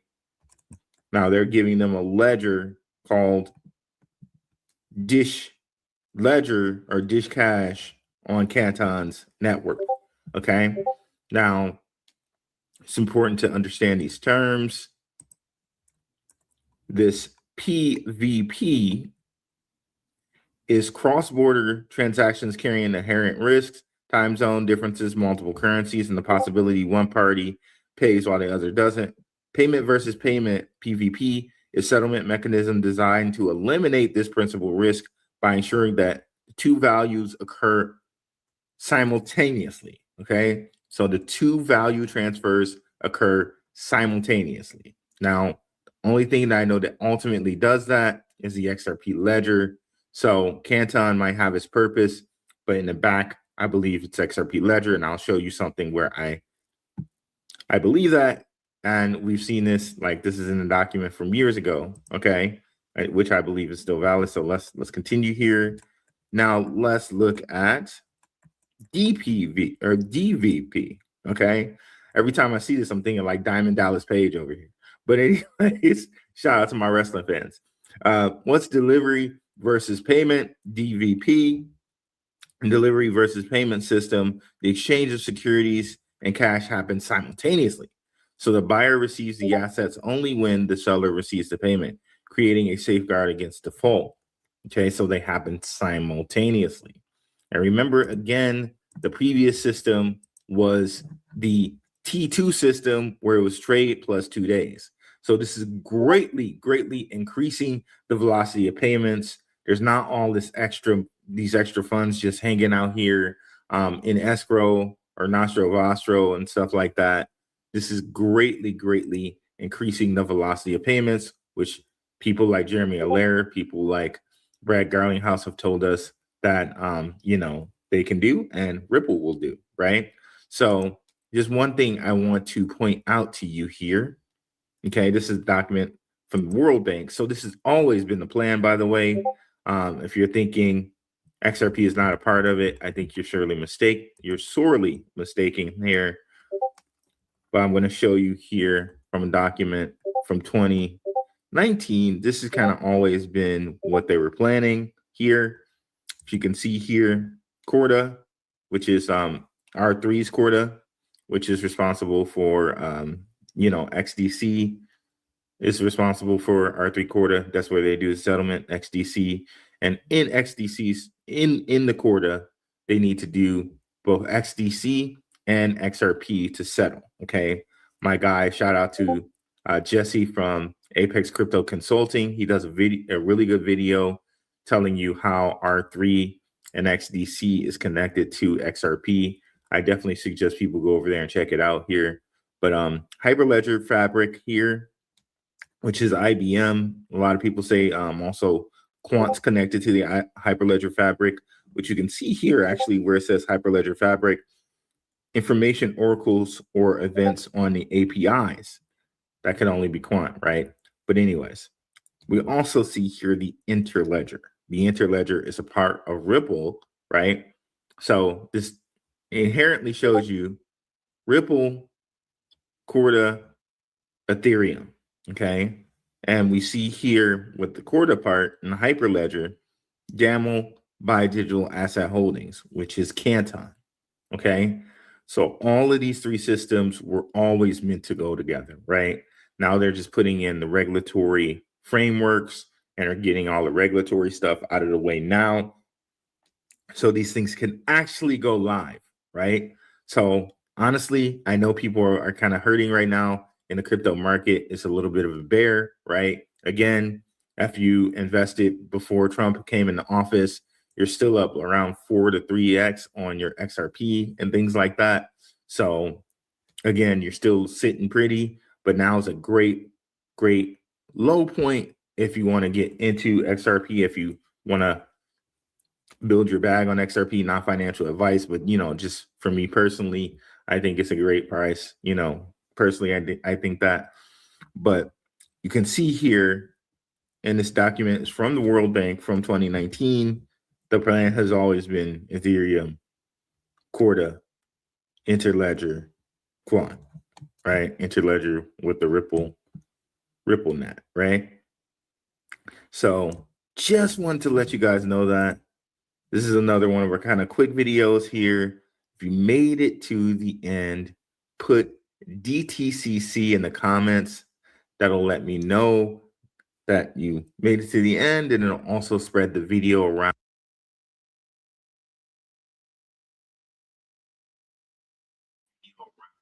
Oh, wow. That's perfect timing.